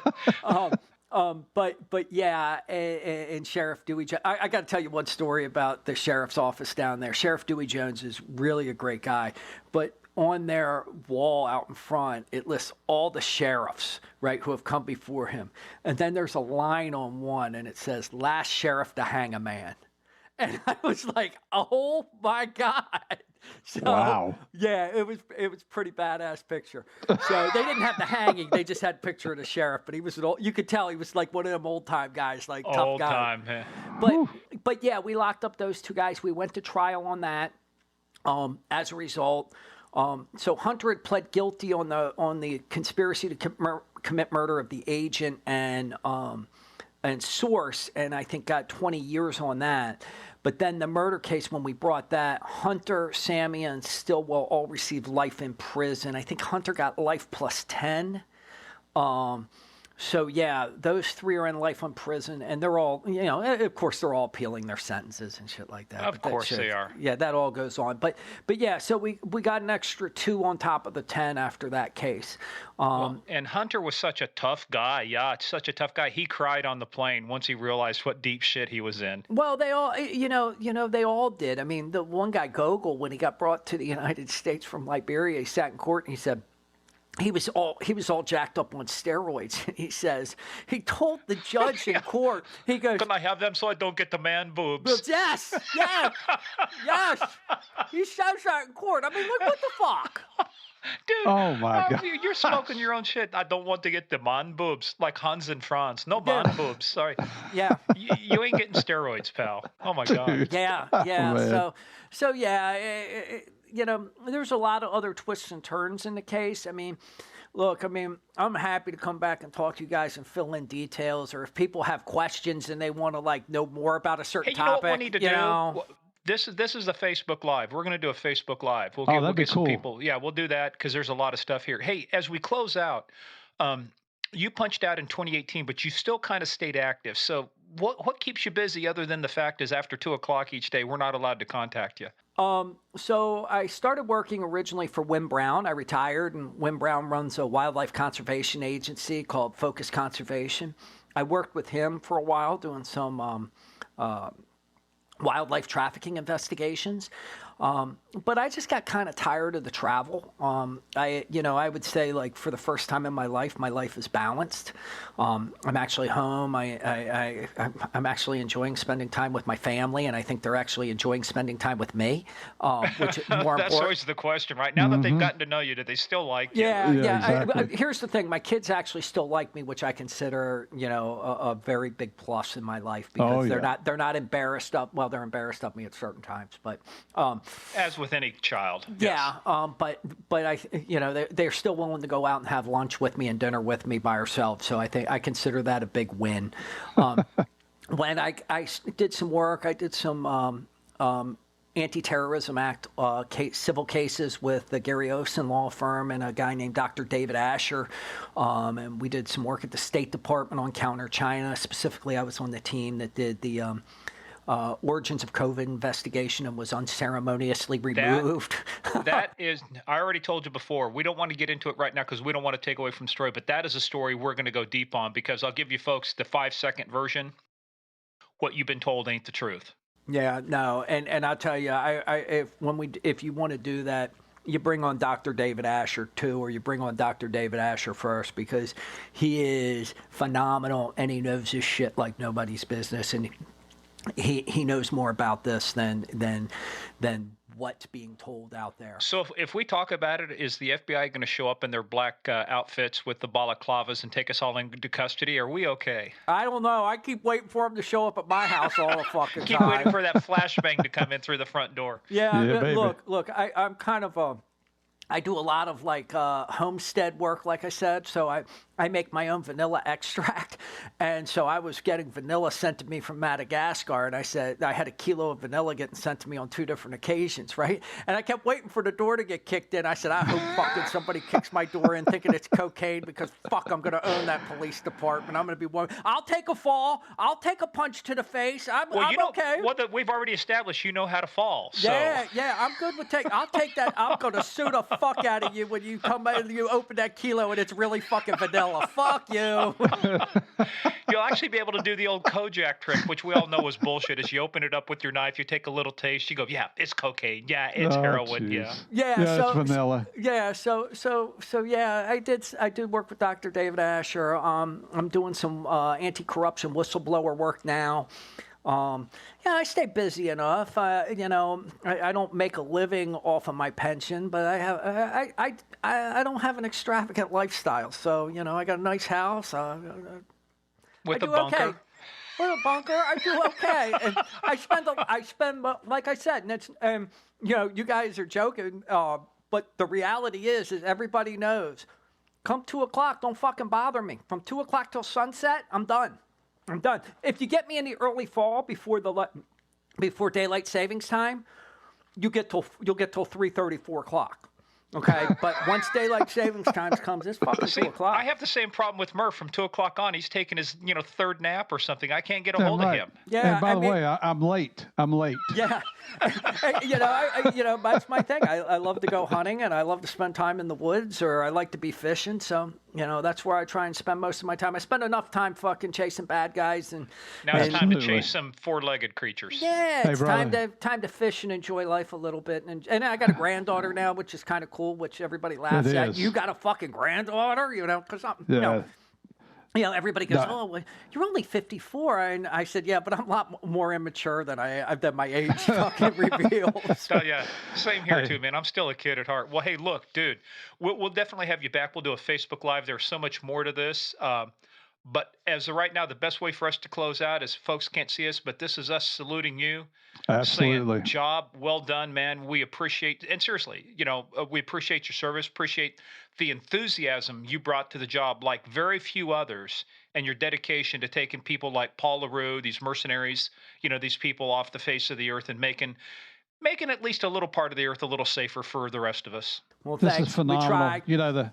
The American taxpayers definitely got their money's worth out of you, brother. So thanks for all your sacrifice and dedication. I don't feel like I ever worked a day of my life. I loved If you love what you do, you never work another day in your life. Yeah, That's right. Cool. I loved every minute of it. Outstanding. All right, brother. We are bringing this to an end. This is me saluting you again. Salute. And everybody, stay tuned for the debrief.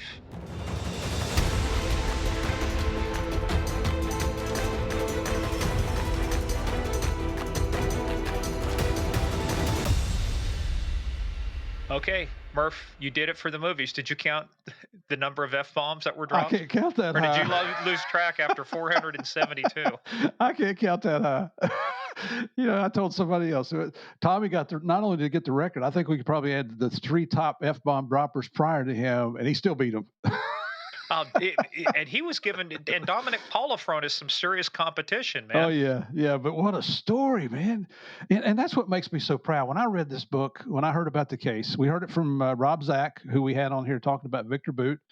I just got so excited because I knew a lot of the people working in the case, and it's a great example about the fantastic work, the unbelievable work that DEA is doing that other agencies around the world just simply aren't able to accomplish. And you got dedicated personnel, you got an agency that supports you and backs you 100%. These guys are willing to take that extra leap, go the extra mile to make the case. Hats off to Tommy and his partner, Edric. I just forgot Eric's last name. I apologize, Eric. Let me look it up. Eric Stouch. I apologize for the starving. Eric Stouch, who we're actually going to have on here in a future podcast to talk about another case. Because there was no way, when you guys heard Tommy, there's no way to put 2 of these guys on in the same podcast. We just wouldn't be able to keep it to under a day. So, hey, we'll come back. We'll see you guys. I'm going to go have a beer, go take a bike ride, hit the winery. We'll come back. You just tell us when you're done. Oh, and you know what? And thanks to Elaine Shannon for writing the book out there. Give her a shout out. You did a fantastic job on the book. So, hope you guys enjoyed this as much as we did. I love this episode. Well, it was, and it goes to show you is that when you really absolutely want to go after people, you can. You just have to have the dedication, the perseverance, the willpower. And Tommy's one of those guys. Him and his partner, man. Those are 2 guys. If I were a wanted fugitive, I'd hate to have them on my case because they're going to come after you. They're going to figure out how to get you. Absolutely. And we're going to figure out how to get you. You know how we're going to get you? How? Actually, it just reminded me, hats off to Tommy. That was a 50 song somewhere in that. So there is a song, I think, something like that. I'm happy to say I've never heard that song. I'm going to play it for you next time. Anyway, no.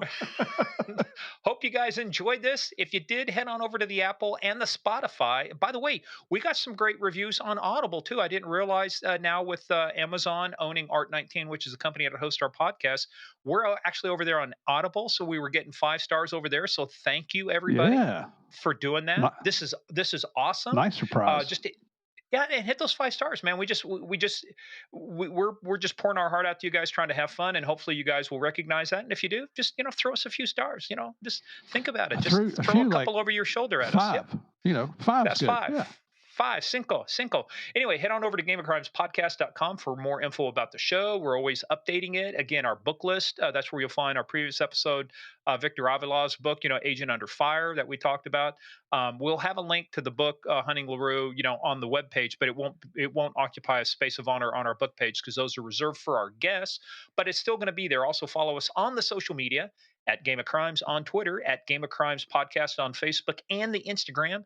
Head on over to paypal.com. Use our email, gameofcrimespodcast@gmail.com or paypal.me/Game of Crimes, whatever makes it easier for you. But again, keep telling you guys, patreon.com/Game of Crimes. We have got 70 pieces of content out there right now. I mean, we've got almost as number of pieces of content on Patreon as episodes we have out on the podcast right now. So yeah, that's just proof that we all know how much Morgan likes to talk. So I'm like the Ed McMahon here on the Johnny Carson show. Ed McMahon was still one rich son of a bitch too. Plus, he did what was that show he used to do? With the talent show or something. Anyway, yeah, long time ago. And Ed was drunk most of the time too. So doesn't make him a bad person. No, it doesn't. He was just having fun. But hey, if you guys like that, just seriously, we got a lot of good stuff there, and we just really want to say thank you guys again for playing the biggest, baddest, most dangerous game of all, the Game of Crimes.